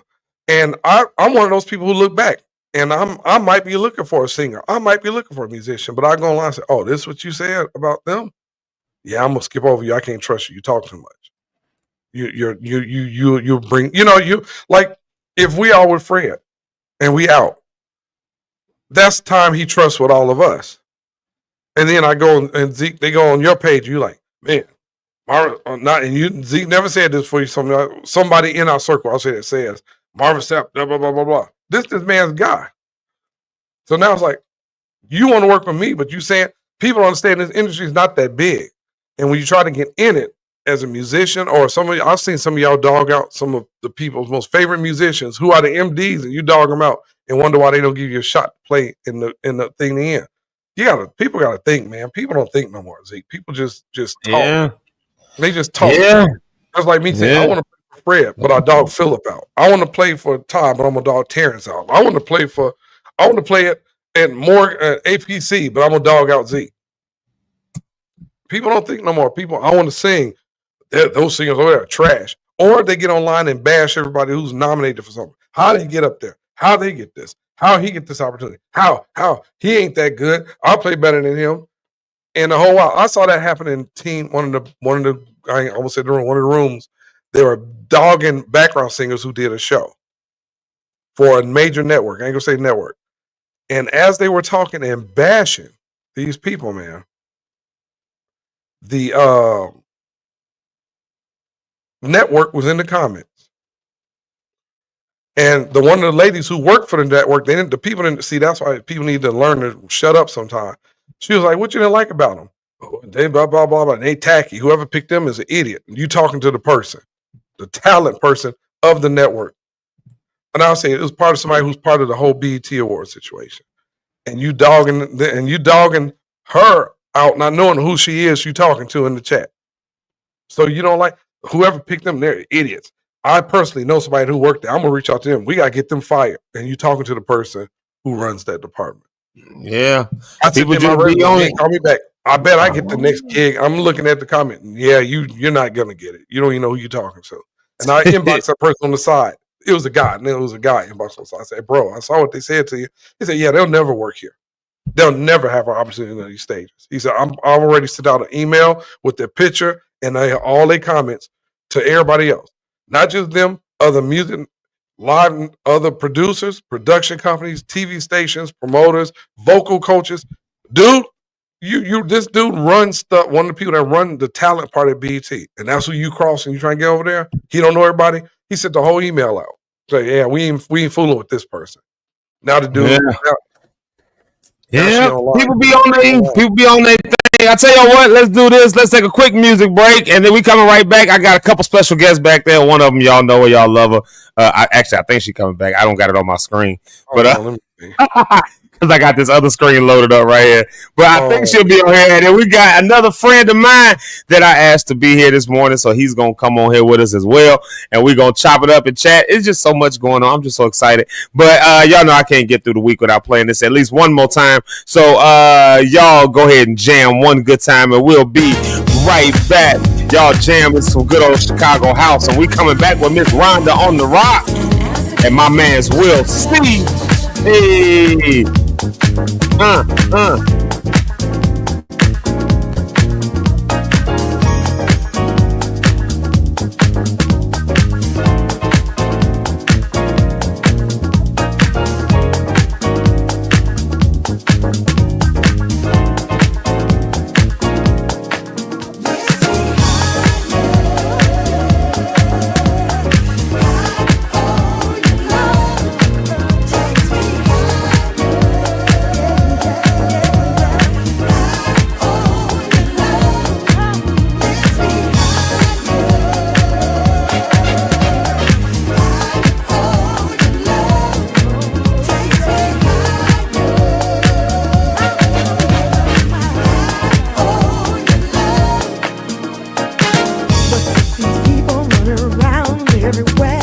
y'all ain't dancing.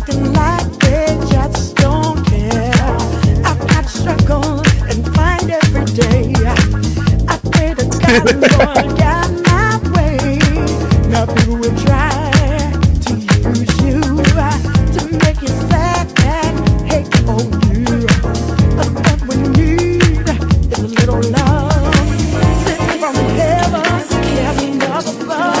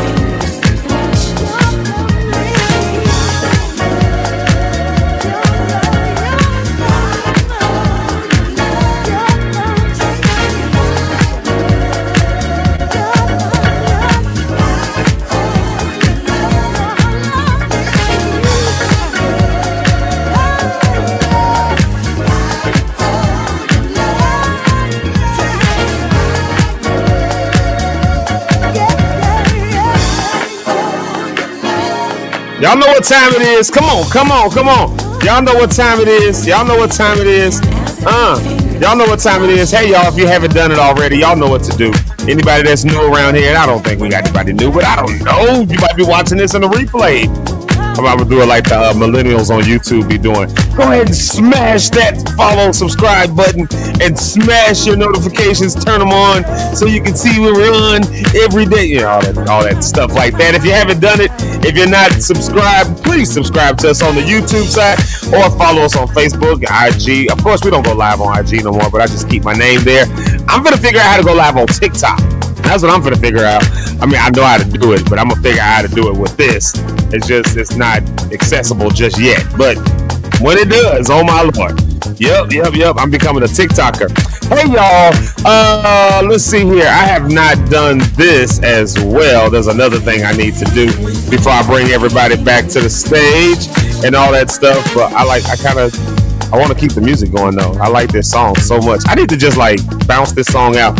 But let me do this because the right announcement didn't play today and I don't want to upload anything. So I will at least say this. I don't have my support group flyer and I'm not going to try to upload it because I'm using my phone's Wi-Fi just because it's better Wi-Fi than what we got here. But don't forget next week, Healing Voices on the 4th Thursday next week, so don't forget that. I definitely want to invite y'all out to that. Give me another dope track. There we go. Yeah, keep them vibes going. That vibe was just nice. That house vibe is just nice. I definitely want to see y'all there. If you're not doing anything this Thursday for 7 o'clock, it's going to be a good time. We had a good vibe. I had a whole song that I worked on last night. Now, we didn't have Healing Voices last night, but I had a song that I started working on for my praise team, and I was like, Healing Voices might get this one. And I was going to upload it for y'all to be able to hear it. I was listening to it on the way here. And then when I realized I had to go live on my own Wi-Fi, I said, nope, I'm not going to try to upload it during the music break. I was like, I'm going to upload this song. And I was like, nope, too scared. I'm traumatized from yesterday, y'all. I'm traumatized. I've been traumatized. I've been traumatized. So I'm not trying to upload it. Y'all just have to wait till next week. And hopefully I'll be back with y'all. Let's do this. I got 2 people backstage that I want to bring up. First one I'm going to bring up, of course, y'all know her. She got her own theme song, so I got to play her theme song. Where's it at? She got her own theme song, so let's give her theme song. Give her her theme song and her flowers while she can smell them. It's our girl, our sister, our friend, and Eric's favorite person, apparently. It is Rhonda. Rhonda on the rocks. What's up, Rhonda? Uh-oh. I got in the morning choking. What? Rhonda on the chokes. And it's just like, I just lost it. Good morning. Said, not today. Like Ariel on the Little Mermaid when she went to speak. Yeah. Good morning. What's up, Rhonda? Hey, this is the day that the Lord has made. Yes. To rejoice and be glad in it. Yes. Good morning, Since Eric. I'm at the church, I feel like I have to do that. Hey, look at that. Eric, you muted. Yeah, you muted. No, I'm yeah. Good morning, everybody. Well, you already said good morning to Zeke, so now you have to address me. Good morning, Rhonda. How are you today? Good morning. I'm doing great. Thank you so much for asking. That's great. Great. Yeah. God bless you. So good to see you back. Well, the Eric Rhonda saga is crazy work to me. Much. I got emails from people that miss me from all the way from China. Look, this is what I just told Zeke. I think next week or in the week after, I'm like, we need to hurry up and take our break so you all can do your Cheeks Live in the morning for it. You know. I know. So yeah. We need a break. We need a break. Rich need a break too, and I meant to say too, that situation with you and Rich writing letters, that was a bad situation. Rich what letter? Oh, you talking me? Oh no, I wrote a letter. Rich left a voicemail. Yeah, Rich left a voicemail. He was not as smooth with it. Like he was not nearly as smooth. So talking about, I wrote a letter to my little girlfriend when I was in 8th grade over the summertime. Yeah, and I told her I was ready, but let me give you this stir stick, girl. Let me go ahead and Go ahead and prime my pump. Come on, go ahead. That's kind of stuff my Uncle Mac used to say. He's like, yeah, I need a good, strong woman to come over here and prime my pump. That's kind of stuff he would be telling me when I was like 12. Like, thanks. My Uncle Mac. And what did Rich do? Did your mama found out? Rich left a voicemail. Like, he left a voicemail, and the daddy heard the voicemail. And so then the daddy couldn't even, like, talk. The daddy couldn't even talk. My dad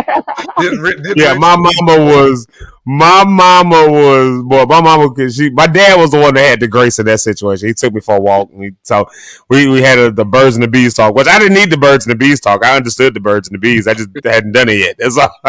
But he was much more gracious. My mom was like, no, you got to do it. But the flip side is when it was time to drive, my dad was the worst teacher in the world. My mom, like, he was nervous all the time. My mom was the calm one. So they have the graces. So I get it. I never did it. I'm like, that's not right. I knew that was wrong.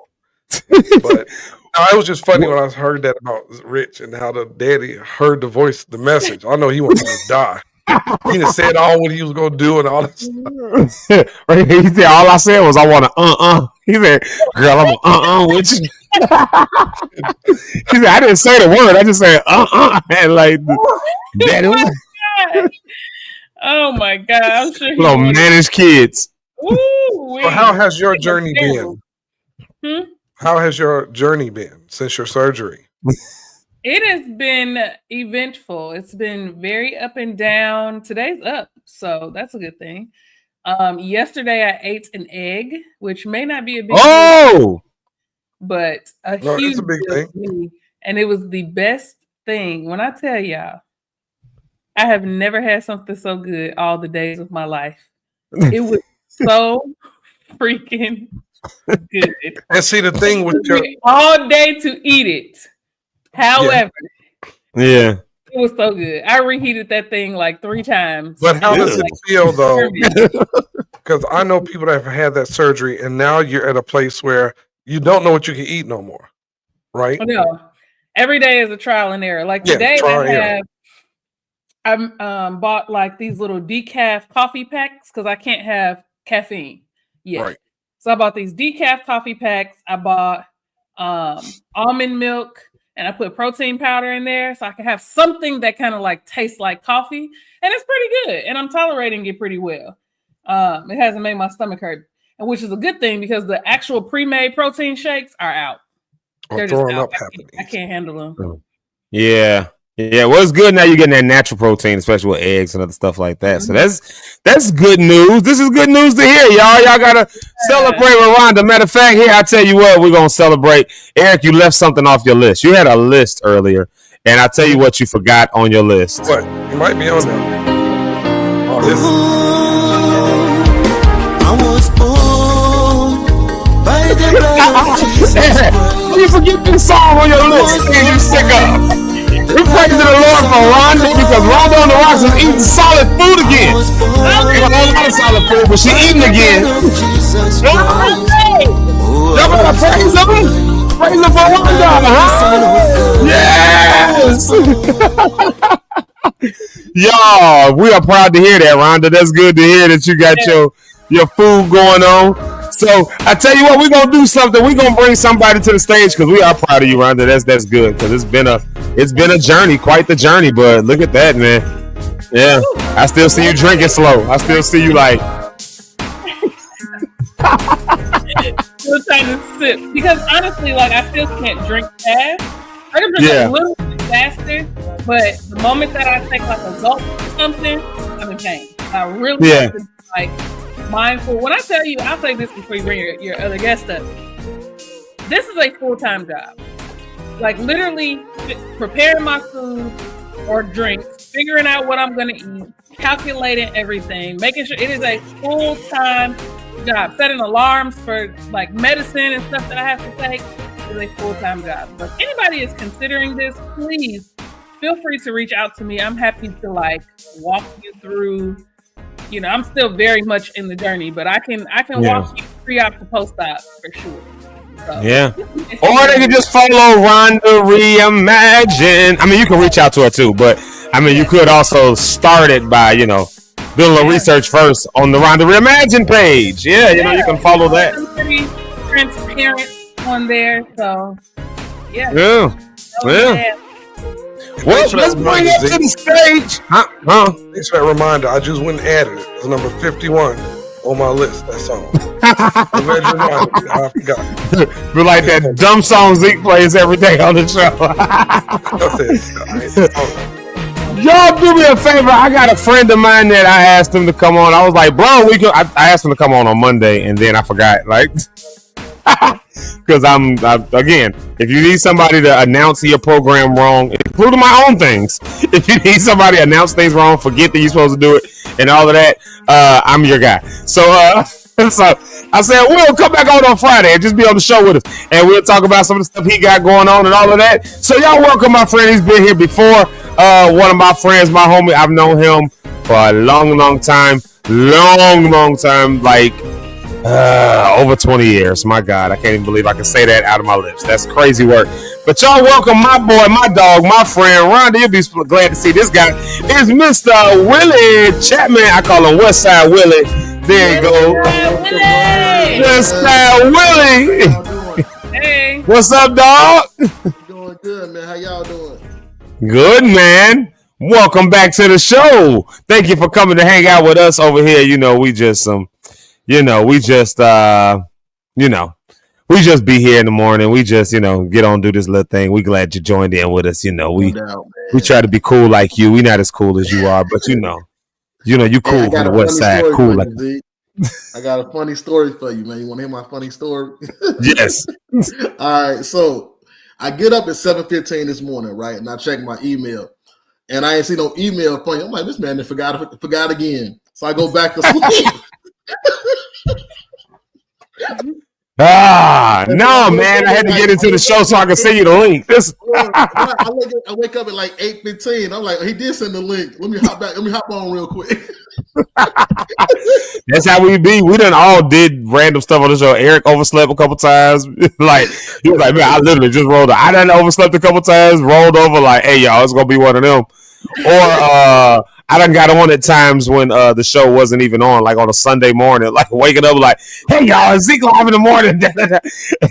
And I got to talking. I'm going, I started talking about church, and I'm like, or something like that. I started thinking about, I'm like, what did we do at church yesterday? Like, what happened? And I could not, in my head, it was Monday.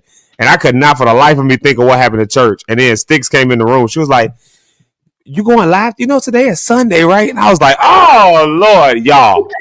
I was on for like 15 minutes before I even realized it. Like, Did you stay on or did you get off? I was like, hey, I'll see y'all tomorrow. Bye. Like, it was like a good 15 minutes before. Did you delete that episode? No, that episode is still out there. I said I was going to take it down. I just left it up. You did take it down, Z.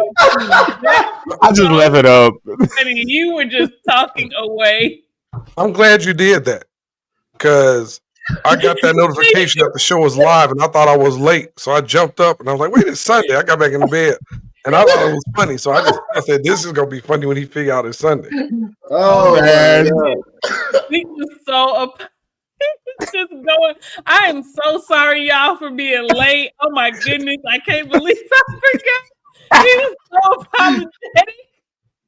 Was it a good show for you, Zeke? It was a good show. It was a good 15 minutes until I realized what was going on. I was, and when you're on the stage, you're used to it. You know how to like just get into the groove. You could be like thrown all the way off your game. Like, those 2 weeks when I was like sick as a dog, like I was on the show and I was looking back at those episodes and I was like, if I wasn't telling people I was sick, there's no way you would tell. Like, I couldn't even tell I was sick looking at myself on stage. I know what I felt like, but you know how to just give it. So like I woke up, I threw something on and I'm just like all out of my head, but hey, everybody, good morning, this, and other. In my head, I'm just like racing. Like, I can't believe I was late. I can't believe this. Then I got to thinking about church. I'm like, what the heck happened at church yesterday? Like, I'm like, I know I ain't this off. I can't remember a day ago. It ain't even been 24 hours. Like, what the? Then Sticks come in the room, sneaking her head around there, talking about some, babe, it's Sunday, right? Like, God dog it. Like, no wonder I can't remember what happened yesterday because I didn't go to church yesterday. It was Saturday. Like, it was Sunday today. Go back and find that episode. I need a good laugh. That was Yeah, I gotta find that one. I might have to find that one and use it for get some of the clips and use it for an intro. I'm sorry, I didn't mean to interrupt Rhonda when she was talking. Because out of fairness, Zeke, you got to give it to her because Rich chopped up that clip of me and her on there. So you got to do yours. You got to do yours. Out of fairness. Yeah, I know. I know. I gotta. And we got to get Rich too about the voicemail. He got to clip that too. And say girl, so we can laugh at him too. Well, I'm gonna throw this out there. If there's any editors who are interested in inserting and they know how to edit stuff and know how to do clips, we just gonna throw that out there. Yeah, we need some help. Like, so any editors, we need two things. I'm just gonna keep speaking it. We need an editor and a showrunner, like a producer / showrunner. Like we need those two things so we can just be free and just enjoy ourselves, all that good stuff. Yeah. Man, make a little help wanted flyer so you can post it when you do your announcements.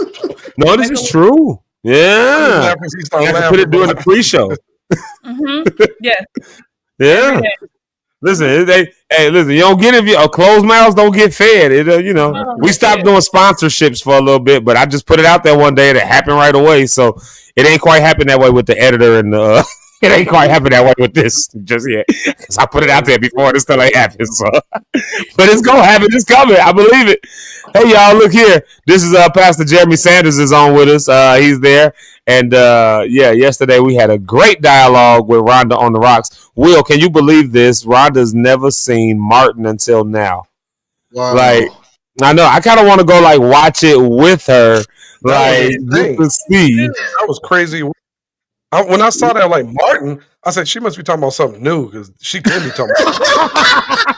I could not believe and people was getting in the comments like, Martin. Drag me. I know, we judged. Yeah, we definitely judged. Rhonda. I ain't gonna lie. But black people got things that we judge folks for. I think Martin has reached that status as one of those things. Just like spades, if you don't know how to play spades, you got to at least know how to play Uno. If you can't play spades, you got to at least know Uno. You got to you can't have that. If you ain't got both of them, then you just So Zeke, did Rhonda lose her card yesterday because of that? No, we ain't gonna take her card because she's watching it. She's active. She's actively watching it.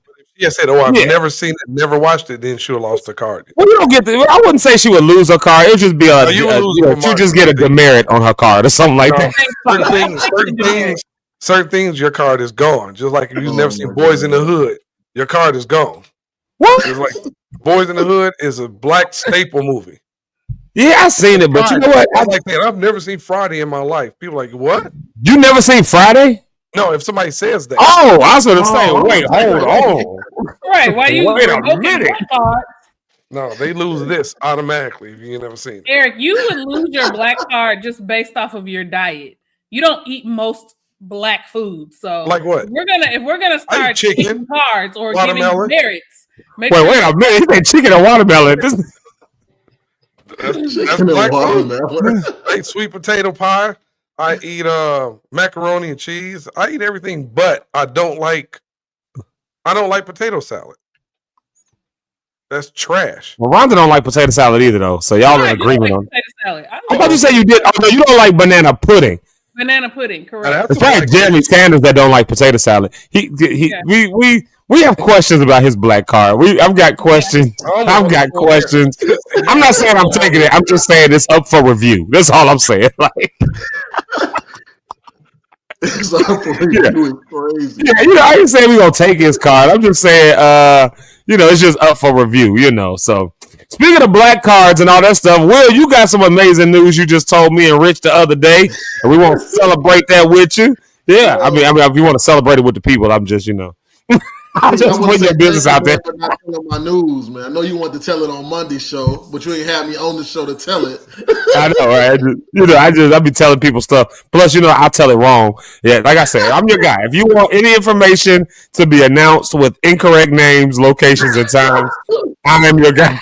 Tell the people what you got going on, Will. Yeah, I am going back to school to pursue my master's degree, man. Yeah. Back to school.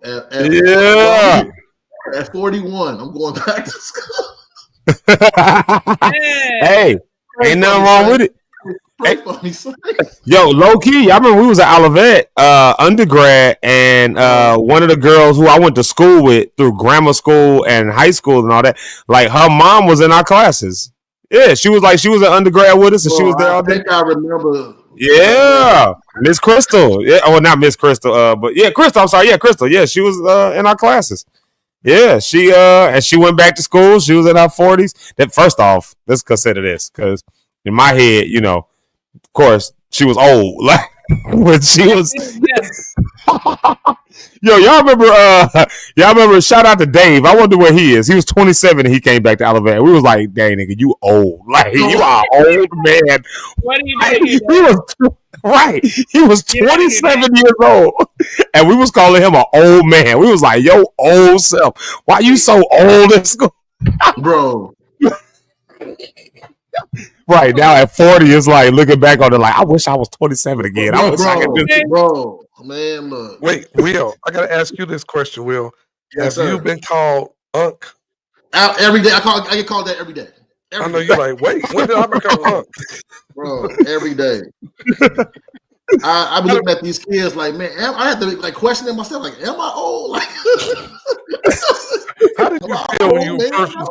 Well, what happened? What was the thought you had the first time somebody said, "What's up, Unc?" Or this, or even better, they say, you walk into McDonald's, it's a bunch of teenagers like, "Excuse me, yes, sir." I be looking around like, who you talking to? You talking to me? But y'all remember when we was younger though? Like I don't know about y'all how y'all got raised. With my mama, they raised me to say yes, sir, yes, ma'am, all that kind of stuff. And so you know, I see somebody that's older than me, they get that yes, ma'am, that yes, sir energy, and they would always be like, "Don't call me sir, don't call me ma'am," and you know, it'd be like, "You don't want respect?" Like I think I'm respecting you, but now I'm at this age, and I'm like, "No, don't call me sir." Like, don't. Like I get it now. I get it. You can call me Will. Yeah, right, exactly. Like I ain't nobody's uncle except my nieces and nephews. Bro, facts. Yeah, I have a young lady that follows me on TikTok. I don't even know how old she is, but you know, I've posted about like the surgery and all of that stuff. So she is considering it, and she inboxed me. So we were like going back and forth, and she's like, "Oh yes, ma'am. Thank you for the information. Thank you so much, ma'am." And I'm like, "Stop calling me ma'am. This is the internet. Like, please." I was like, "It's okay." Like, and that's crazy. Please don't call me ma'am. Only in your like, 30s. I mean, call me Rhonda, or well, just calling you girl, ma'am in your 30s. It's crazy. I can never just talk. No, I'm just saying calling you 30 calling you ma'am in your 30s is just crazy to me. That's what I said. So? Yeah, that's weird. That's like, I don't get it. You're only in your 30s and somebody saying, "Yes, ma'am." That's just weird to me. Well, I think when you hit like 35, I think that's the marker. I think 35 is the marker. Although for me, I did everything I could not to. Like this beard right now, y'all see it? It's supposed to be gray. Like, it's supposed to be gray. Not me, buddy. Nope. Beijing, where you at? Somebody told me don't dye the beard because you know that's God's natural thing, and I was like, no. Like what? I ain't gonna say it's somebody you know though. Like, oh, okay. I didn't. That was kind of rhetorical. Sorry. I don't know you were going to tell me who. Never mind. Right. Don't you hate that you ask a rhetorical question, somebody give you a literal answer? And you're like, okay.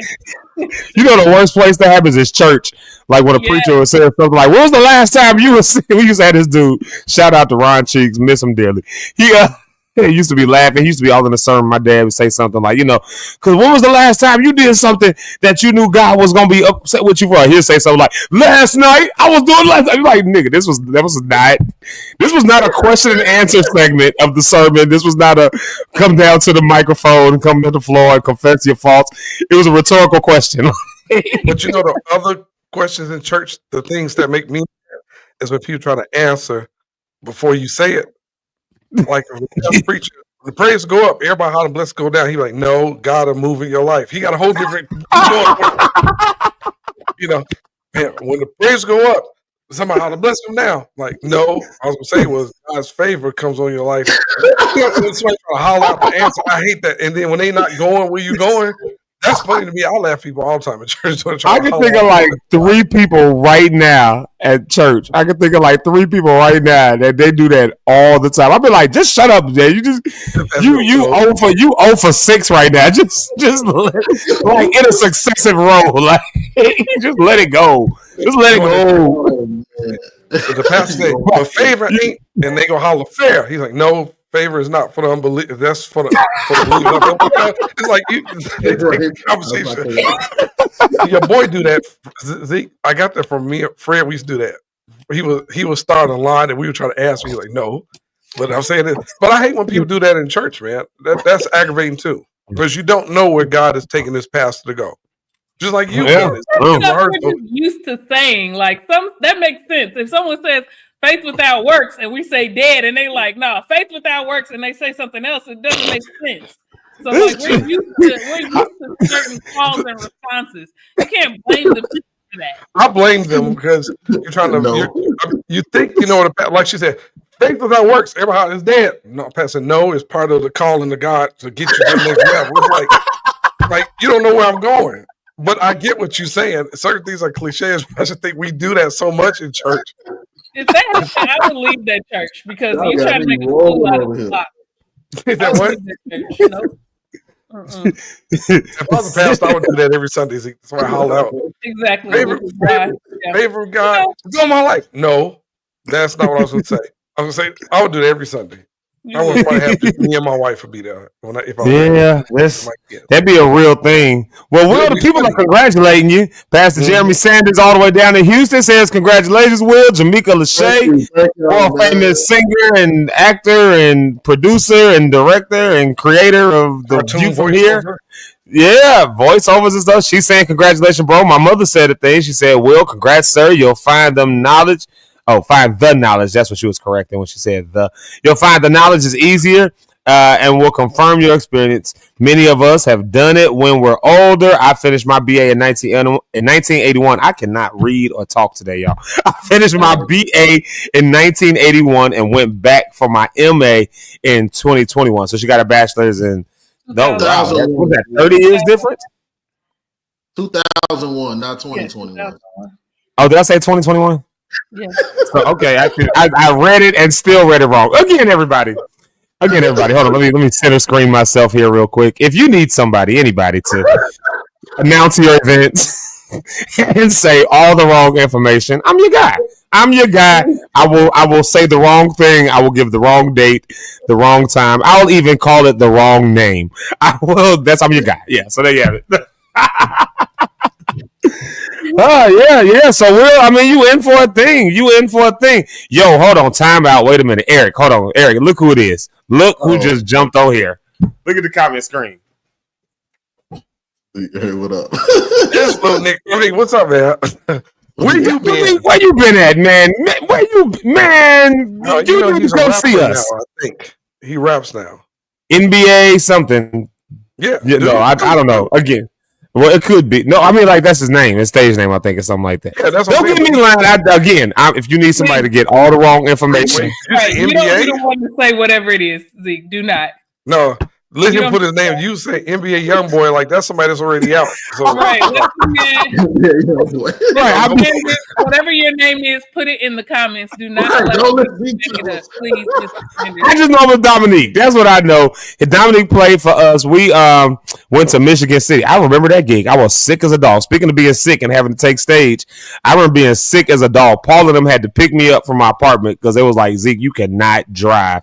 And everybody was trying to get me not to do the show. And I was like, no, the show got to go on. You don't care how sick you are. You got to go on stage. You got to do the. And I remember like getting done with that set and going backstage and throwing up like crazy. Like asthma was acting up. I was throwing up, all of that. But Dominique and them was playing. Dominique and Mike and all them, they was playing the instruments out in Michigan City. And after that, I was like, I want them boys. And Eric got them. They came and they played for us for years, man. They were an amazing, excellent band. So it's good to see him on here. I haven't seen him in a while. Yeah, so creative and just good, man. Just that young energy that was just, always doing stuff. Yeah, so, yeah, man. So, Will, the people are congratulating you. They saying it is going to be good. Apparently, my mama didn't graduate in 2021. She graduated 20 years earlier than that. And so, Yeah, so I got that wrong. She did get a doctorate in like 2020. No, that wasn't 2021 either. That was like 2012. So, yeah, I don't know. Yeah, again, all the wrong information. Tell Zeke stop giving dates and information. Right. It says all wrong. You're right. I'm all about the vibe. That's what I got. Hey, y'all, let's do this. Let's bring up real quick another friend of ours, another host, another friend of the show, the past star himself, and the person who was roommates with Will for ever and a day. I was supposed to be their roommate, but Olivet was playing, and I couldn't afford to come back. So I had to leave for like 2 weeks, and then they found a way to get me back. By that time, it was too late to be their roommate in the apartment, so I got stuck in the dorms. So I missed out on my chance. So I just had to come visit them every day. But y'all welcome past star Rich Holmes. Yo, what's happening? What's up, Doc? Everybody. Look at us, y'all. We a party today. Friday. It's a party day. Yeah, it's a party. Yes, indeed. What's cracking, Doc? How you feeling? I'm okay. No, it's another day, man. Day the Lord has made. I will choose to rejoice and be glad in it. My goodness. All right, now you better. I saw something about my mama said something about sponsorship, and I got lost in the sponsorship name word for a minute. I don't know if my mama telling me she about to give me some money or like. I just saw sponsorship. It was my mama, and I just assumed that since she's here, she's just gonna leave me with a bag. But I'm not gonna make assumptions. Because I'm gonna treat my mama. So that's there you go. You know why I think so. Well, let's say bye to Brony Cat. Everybody say bye to Brony Cat. She got to get out of here. Y'all know she always locking in with us. That's our girl. We love you. Have a good and safe and fun weekend, Eric. All right, have a good weekend. Never. Rich. So y'all, Eric. So I don't made me laugh yesterday, Rich Holmes. You are hilarious. That voice, that message you left. That's funny. Oh, that voice message.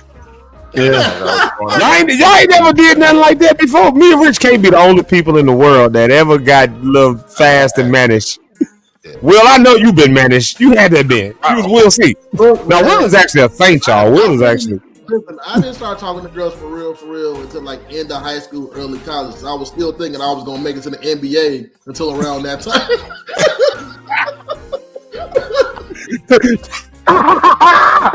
Don't let her. I saw the North Carolinas and the Dukes, and I wasn't going to them type of schools. I'm like, yeah, I'm probably not going to them.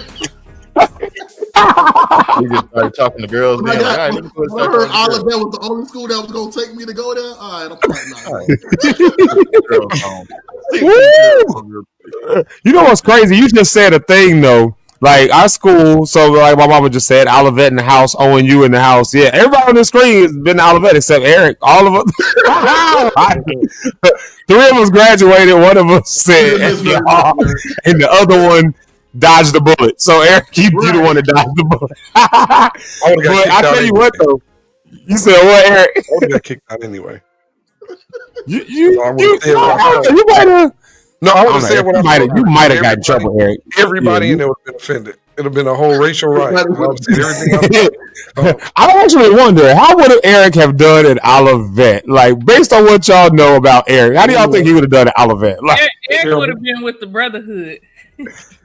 I don't think he would have been with the Brotherhood. Yeah. I think he would. You think he would have been with the Brotherhood? Brotherhood. Because I know the scripture. That means I would have been over there. He would have been with the Brotherhood. I would have probably been the biggest hypocrite. I think they would. I think they would have been the first ones to kick him out. I don't know. Eric would have. He was started there for sure. He was started with the Brotherhood for sure. You think so? Mm-hmm. Eric would have had the gospel choir on tour. We'd have been out there. Oh yeah, Eric would have had us moving a little bit more than we did. Y'all been making some money. But Eric would have had us doing. I definitely got in the fight. Yeah, we would have been throwing hands. It wasn't like that where we was like throwing hands. It was. Oh no, it was like that. We was about to throw hands. I was about to. Yeah, I was about to throw hands a few times out of it. Like, Like a few times. You had to pay for Zeke back then, y'all. I don't know if y'all still paying now, but back then, my God. Me and the Brotherhood, we got into it. Like there was one night, like it got so loud outside in the choir, right outside of Hills Hall, the dorm, that my RA came outside because he knew my voice. Of course, and I'm the leader of gospel choir. He was in gospel choir too, so he came out. He was like, "I just heard Zeke yelling. I didn't know what was going on. It was me and all the dudes from the Brotherhood in a circle, and I'm going around. And no, we don't ever like at the time the girl I was dating at the time. I remember you telling the story. Okay. Oh yeah, well Eric don't know what the Brotherhood is. I guess we should start with what the Brotherhood is. Rhonda, I'll let you describe it in your words, Rhonda. And how many of them was it? So I would have known how many people to beat up. Everybody. It wasn't a lot of them. Maybe like in their whole little cohort, it was probably about 10 of them, including the girls. But I couldn't hit them just like I would describe the Brotherhood as a bunch of Black individuals who really did not understand the word of God and really just made it what they wanted it to be in a way that was so extreme. It was just ridiculous. So and did they name themselves that? Campus, no, that's what we called them. Oh, okay. Right. We called them the Brotherhood. Campus, like trying to convince other Black people that we knew less about the word of God than they did, and that the things that we were doing were wrong in the eyes of God. Everything that they were doing was right in the eyes of God, and that we needed to partner with them. And this is me being so nice because she's being exceptionally gracious with this description. If you ask me what they are, I would say they were terrorists. Yes, I'm trying to be mindful of what I say because your mom is on here, Mama. All the mamas of the show, but they were just like, honestly, like a group of idiots, and it just they were probably the most annoying people in Kankakee County during that time. For as far as the East is from the West, I don't think I could find anybody more foolish than that group of people. And they literally it was like the Brotherhood and then the Black folks, and they could not stand us, and it was very mutual, very mutual. Like they genuinely. I remember they told my roommate Tammy, you've met her. They told some girls in a group like they shouldn't hang out with us, like we weren't good people, and they were, they were conflicted because they just get into campus, just get into school, and I feel like they would like go after freshmen when they like Black freshmen when they first came in to try to get them to be in their group immediately. And it's just like, what are y'all even talking? They was having Bible study all throughout the week. Like we already had to go to chapel. Like y'all having these individual Bible studies and y'all ain't talking about nothing. It was very cultish to me and very like honestly, it was one of those things where this is how it ended up happening. So that's the description of the Brotherhood, and that is the nicest, safest one because I still know these guys, and I'm still, they still, and some of them I just pray for them now. I just got to pray for them, but they were all Black. It was all Black. They were. It was about 30% of the Black population of Olivet. Like that was small numbers. It was about 30% of the Black population, huh? And what did most of them end up marrying? I'm just curious to know. Well, 3 of them were a few of them Black girls. About 3 of them, 4 of them they white girls. But okay. But no. I will say this. So the girl that I was dating, she was my first fiance. Of course, obviously, we're no longer together. I won a better prize later. Not saying she's bad. I'm just saying I love my prize. I got my wife. But back then, I was with this girl. She was my girlfriend at the time.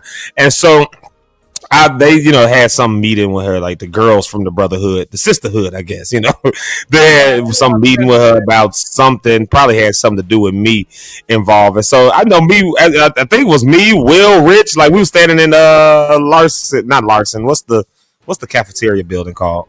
Start with an L. Ludwig. We was in Ludwig.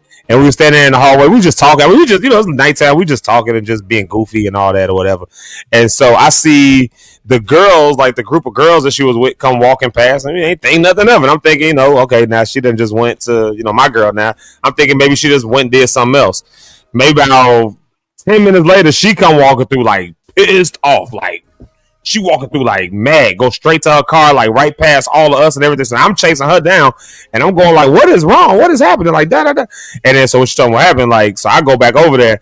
All the girls had left, but now it was all the guys had her surrounded, trying to tell her about this, that, and the other, because they was trying to hook her up with somebody else. So that's why I'm trying to be careful with names, because some of these people still find themselves in our circles today.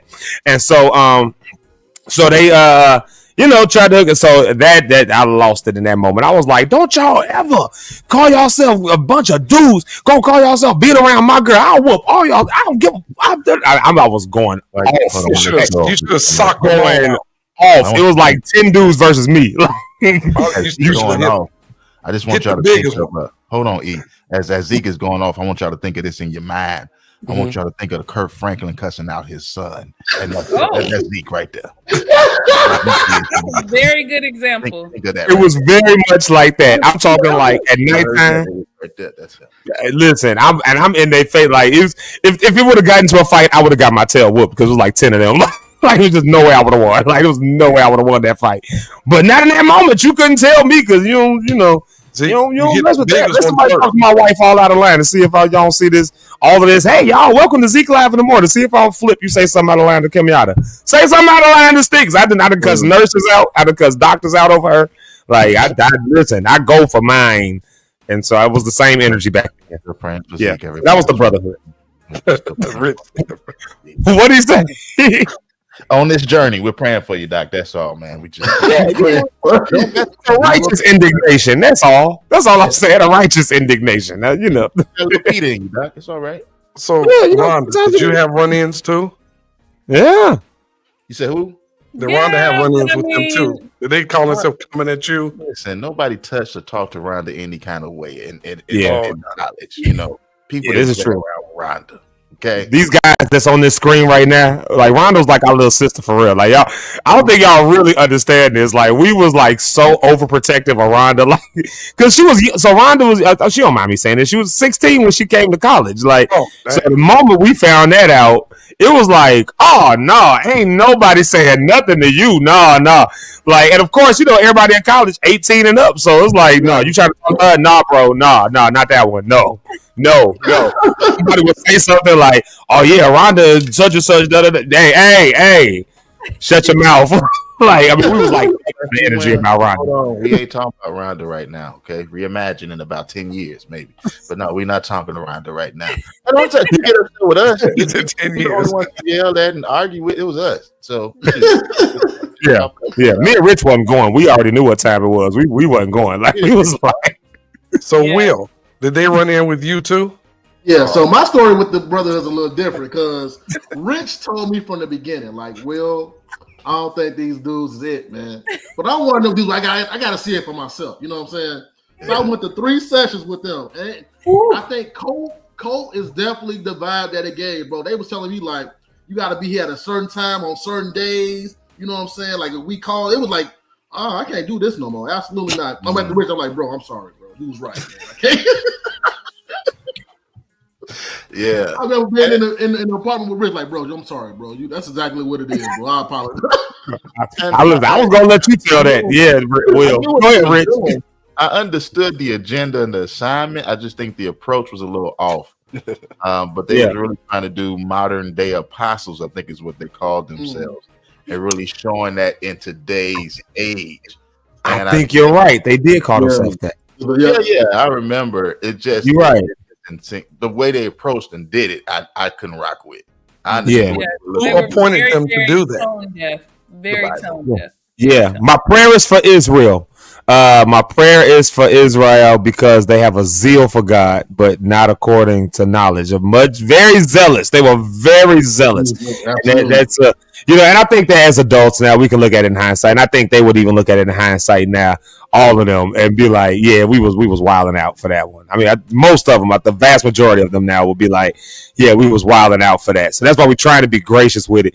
But I remember the first time we found out about this was we went out to one of them things. Will, I was gonna let you tell the story. That's why I was letting you, because me and Rich was like, all right, Will, he had invited me and Rich out to one of them things. We had to go all the way out to the apartments, and I remember me and Rich walking the whole time. Was like, something just ain't right about this. Like, we gonna see what this nigga is like. And this is after you threw away all your CDs, bro. That was it. When you came home and threw away all your R&B, hip hop CDs, I was like, oh, this real. This is change. Will had so many CDs, y'all. Y'all gotta understand this. Those CDs, Will had the music, bro. Yeah. He had all the CDs on deck. Everyone, all of them, tossed all them bad boys. We was like, what the heck? So after that, we was like, yeah, let's go out here to this thing he done invited us to and see what's going on. And after that, we was walking back. We was like, yo, we got to get this nigga out this cult. Like, bro, we got to get them out this cult right now, bro. We got to walking back like, we got to get this nigga out this cult. Like, and after that, you know, they just was never. Like, and here's the crazy part about it. Like, I had run-ins with them, huh? Were they self-appointed to this role and this duty? They felt yes, this was their called to do. Yeah, it was nothing that had them on there to do. No, it wasn't like a club or like it wasn't like a club or something that the school was sponsoring. This is all on no, it was a group of folks. That was a lot of the anger and upset that they had with us because we were part of a club that the school started sponsoring. Gospel choir was not like an official thing; it was part of a club. But we were so dope that the school started pouring money behind us, putting us on the road. Like, I don't know to this day how Will was on all them shows because he wasn't no bit more in gospel choir. He was like, but he was on every single trip with us. Like, but we was like, I mean, we was like getting special privileges. I'm talking like they would rent a charter bus for us to go on the road, and the sports teams would be like, bro, like that was supposed to be our bus. Like we was that group. So that level, I think there was a level of, I don't know, jealousy that they thought they should have had like a little bit more because they were so pious. I thought that they felt like it seemed like they should have had a little bit more you know, recognition from the school as, you know, those who are serious about the faith. And I want to tell them, you know, Olivet don't care about your black tail. Like, you know, your black faith. They don't care nothing about that. And so they would always have something to say about gospel choir. I remember I got in trouble. I got called to Dean Webb's office. Dean Webb and Chaplain Benson, because somebody had told them that I was having the sexy time in the dorm. Not in my dorm room, in the dorm lobby under a curtain. Mind you, as people are just walking back and forth. And so, of course, you know, I go in there and I'm like, why did y'all bring me? Y'all know that it was like, Zeke, we know this is not real. We know who said the complaint. We know it's not a real thing.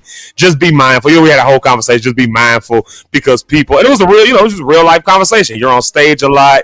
You're actually very, you know, the way he said, the way Chap Daddy said, you're very famous around Olivet. People going to have things to say. So this is how you have to kind of be when you're in the spotlight. People who don't like you, or, you know, as we would call it, haters, they're going to say stuff. And it was just so ridiculous, you know. But we done gave too much time to these Negroes. Will, tell me something good. I done gave too much time to them Negroes. Tell you something good. I'm super excited about my master's degree program, man.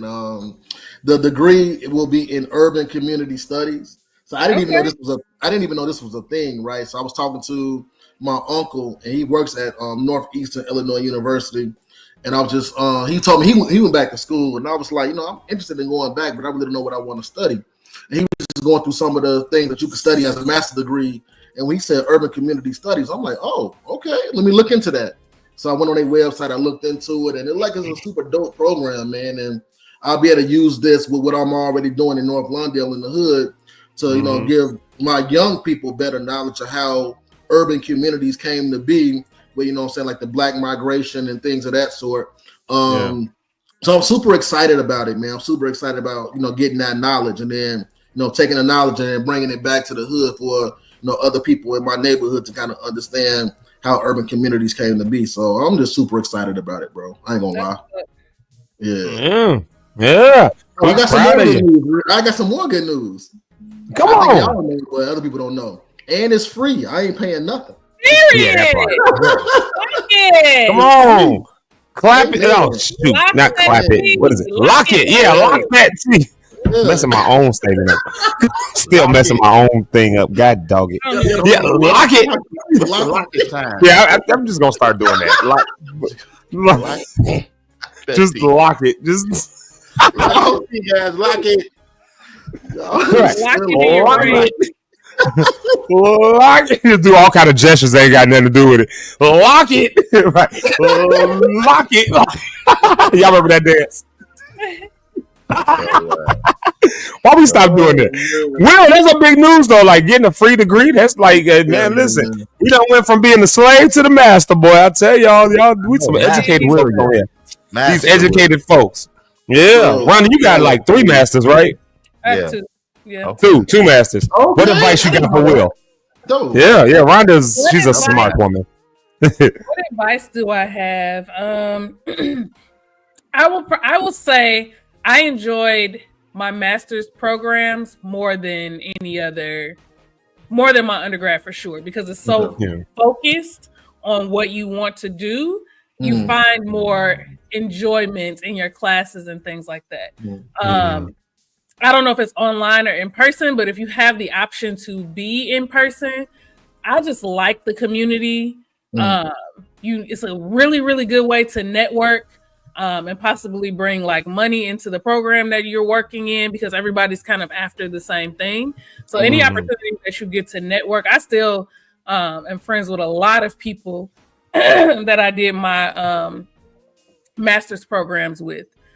So, use it as an opportunity to network and to grow. And I think the best part is the things that you learn in your classroom are applicable to the work that you do. So it's like it goes hand in hand, and you can bring real life experiences to the classroom. So it won't be as hard when you're trying to write papers and things like that. And because you've been doing like work in urban communities for so long, it's like you're just transferring your experience to the classroom. So it's going to be and it's free, man. Listen, you ought to get 10 of them.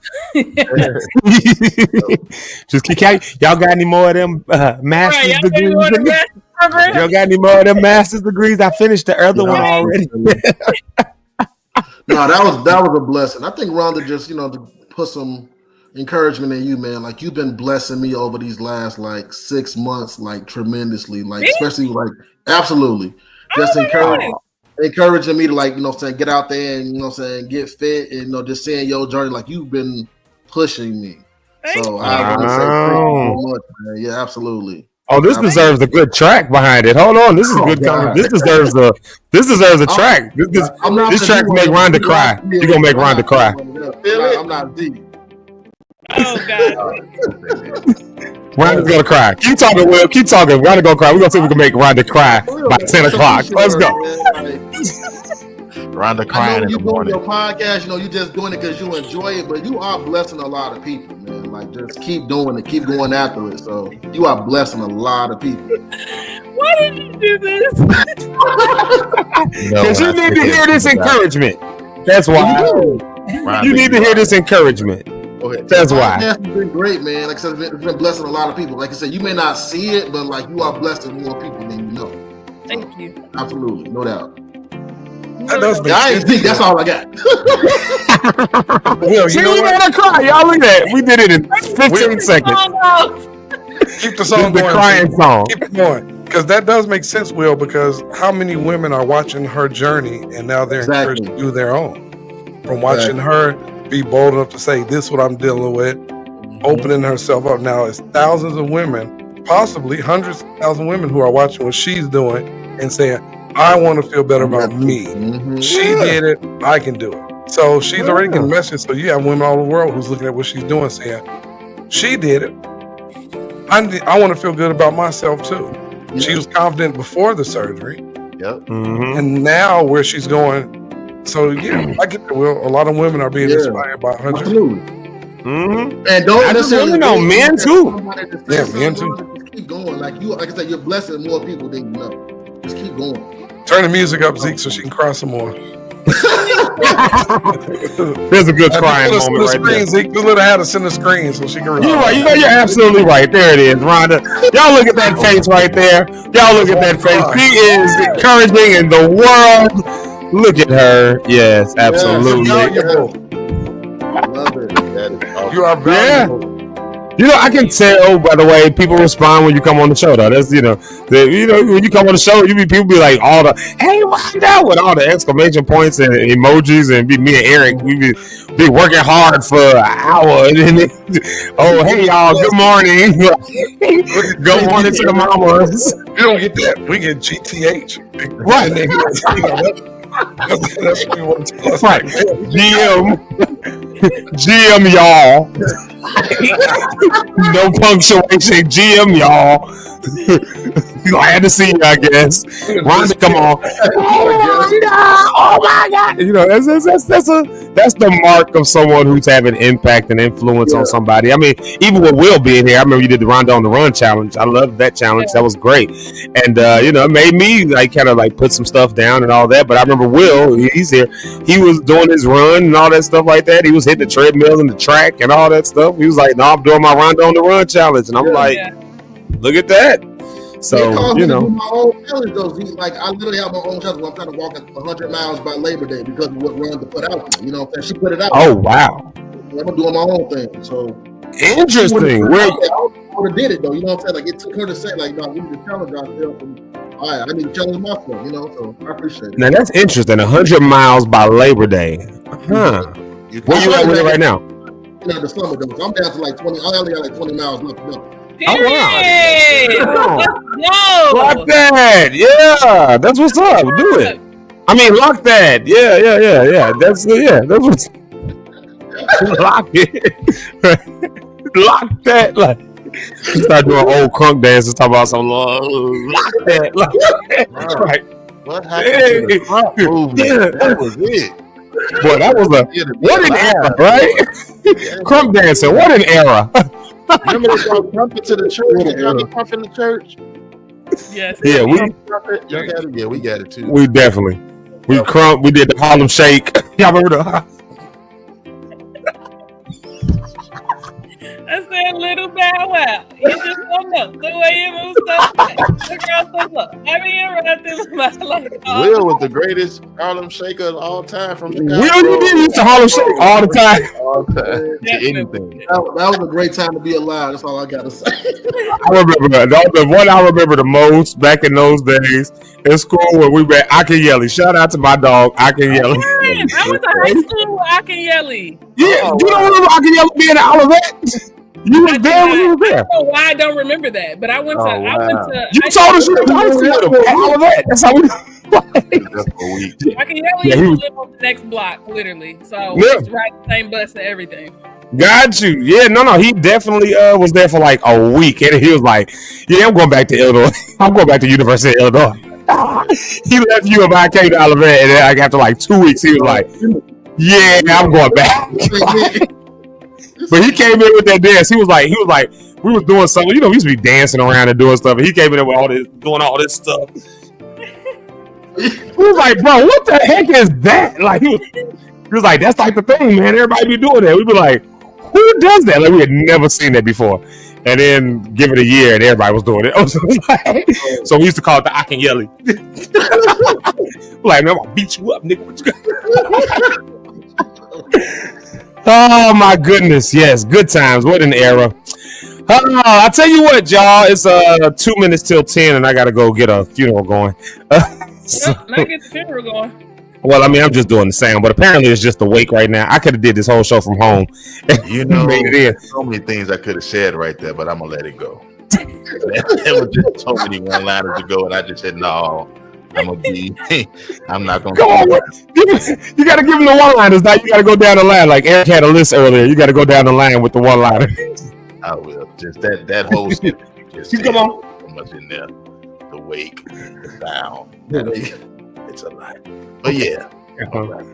Why do we call it the wake? Because all right, y'all do the round table for me. Y'all do the round table. Rhonda, can you run it? I'm gonna tell the people good night. I'm gonna tell the people goodbye. I need to get in here. They looking for me. They need some assistance getting something done. I will see y'all. I love y'all. Y'all have a blessed and amazing weekend. Y'all know how to close the show out. Close the show. When you get off, it's gonna shut everything down. Yeah. Yeah, sure. Yeah. When you hit end, if it don't, I'll come right back. Yeah. Enjoy y'all day. Right. Y'all go ahead and do your round tables and all that. I'll see y'all in a bit. Okay. So I'm gonna do the round table. Well, I guess I can go last. Eric, you want to go first? There you go. You muted yourself. Yeah, I got a 10 o'clock meeting myself to do. So thank y'all for tuning in today. Please support Will. Congrats to Will. Support Rich, what he's doing. Shout out to Rhonda. Support her. Love y'all. See y'all tomorrow. Or not tomorrow. See y'all Monday. God loves you. God gave all to you. Give all to him. Peace out. Bye. Peace. We'll see you up next, my boy. Oh, man, I appreciate it. Thank y'all for having me on the show for a second time, man. Continue to follow Z Live in the morning. Continue to follow Rhonda on the Rocks. Follow Rich and what he's doing over at his church. And I'm over at Wyman on the west side. But as always, man, I want to say thank y'all for having me. Of course. We're so happy to have you, and congratulations to you. Pastor, what you got? What's going on, good people? Man, what another amazing show. Isn't it great to see other people that are possibly the same color as you, probably the same, being a male and you're male, female and you're female, doing some things positive in this community, pursuing education, pursuing the righteousness of God, pursuing being better for their life, and even pursuing their health. I just want to let you know, encourage you, continue to keep going, continue to keep pushing forward. There's something there in store for you. Like I always say, life is choice driven. You'll live and die by the choices you choose to make. I got a hint for you. Choose life. God, thank you for this time of coming together with believers and unbelievers, to like-minded faith, people of victory, success, and prosperity. God, we thank you for your presence, even being here, Lord God. Continue to reveal yourself on to each and every last one of us on the journey that we're in, even in the midst of our trials, in the midst of our struggles. Meet us right there, Lord, to let us know that, hey, I am right here with you. I'm here to dust you off, to pick you up, and let you start again. Thank you, Lord, for a great weekend. Keep us protected until we meet again. In Jesus' name we pray. Amen. Amen. Thank you guys for joining today. What an amazing show. We are so excited for Will, and he's entering into his master's program. So please keep our brother lifted in prayer. We can't wait to celebrate you at the end of your program. Have a big old graduation party, because we're super excited and proud of you. For those of you who are here, please make sure that you are subscribed to the Zeke Live in the Morning YouTube, that you're following him on all his social media platforms. Following Rhonda on the Rocks, season 3 is coming. I'm recording. If you're following me, I'm dropping clips. Like, it's coming, and I'm really, really excited.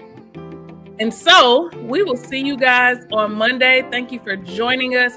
Have a great, great, great, great weekend. Bye. Peace. See y'all next time. Bye-bye. Black stars. How do I end it? Let's see, does it? End it. End button. Is it something to the right corner? Nothing on the right? If I click the nope. It says ready to launch. Or don't say in. No, none of that. Nope. All right. It's on my screen. The thing that we had last time. Oh, there goes. No, right. I know. Hold on. I just think this. I gotta say hi to two people. CP the Genius and my daddy. I just think that. I gotta say hi to them two, y'all. That's my daddy right there. Yes, and your daddy. And CP the Genius, and of course, Mama said it's a good show. I'm assuming Ursula Ellen said amen. I don't know. Nope, you didn't. I didn't make it to heaven. Oh my God, Rich! I'm gonna go in there and I'm gonna lay your prayer on the funeral person and tell them take this prayer to heaven with them. I got to get closer to God this week. I missed it. Help lift it up to heaven. Help lift it up to heaven. We get out of here, y'all. I love y'all. I love y'all. I see y'all. I don't know why this thing don't be ending for y'all.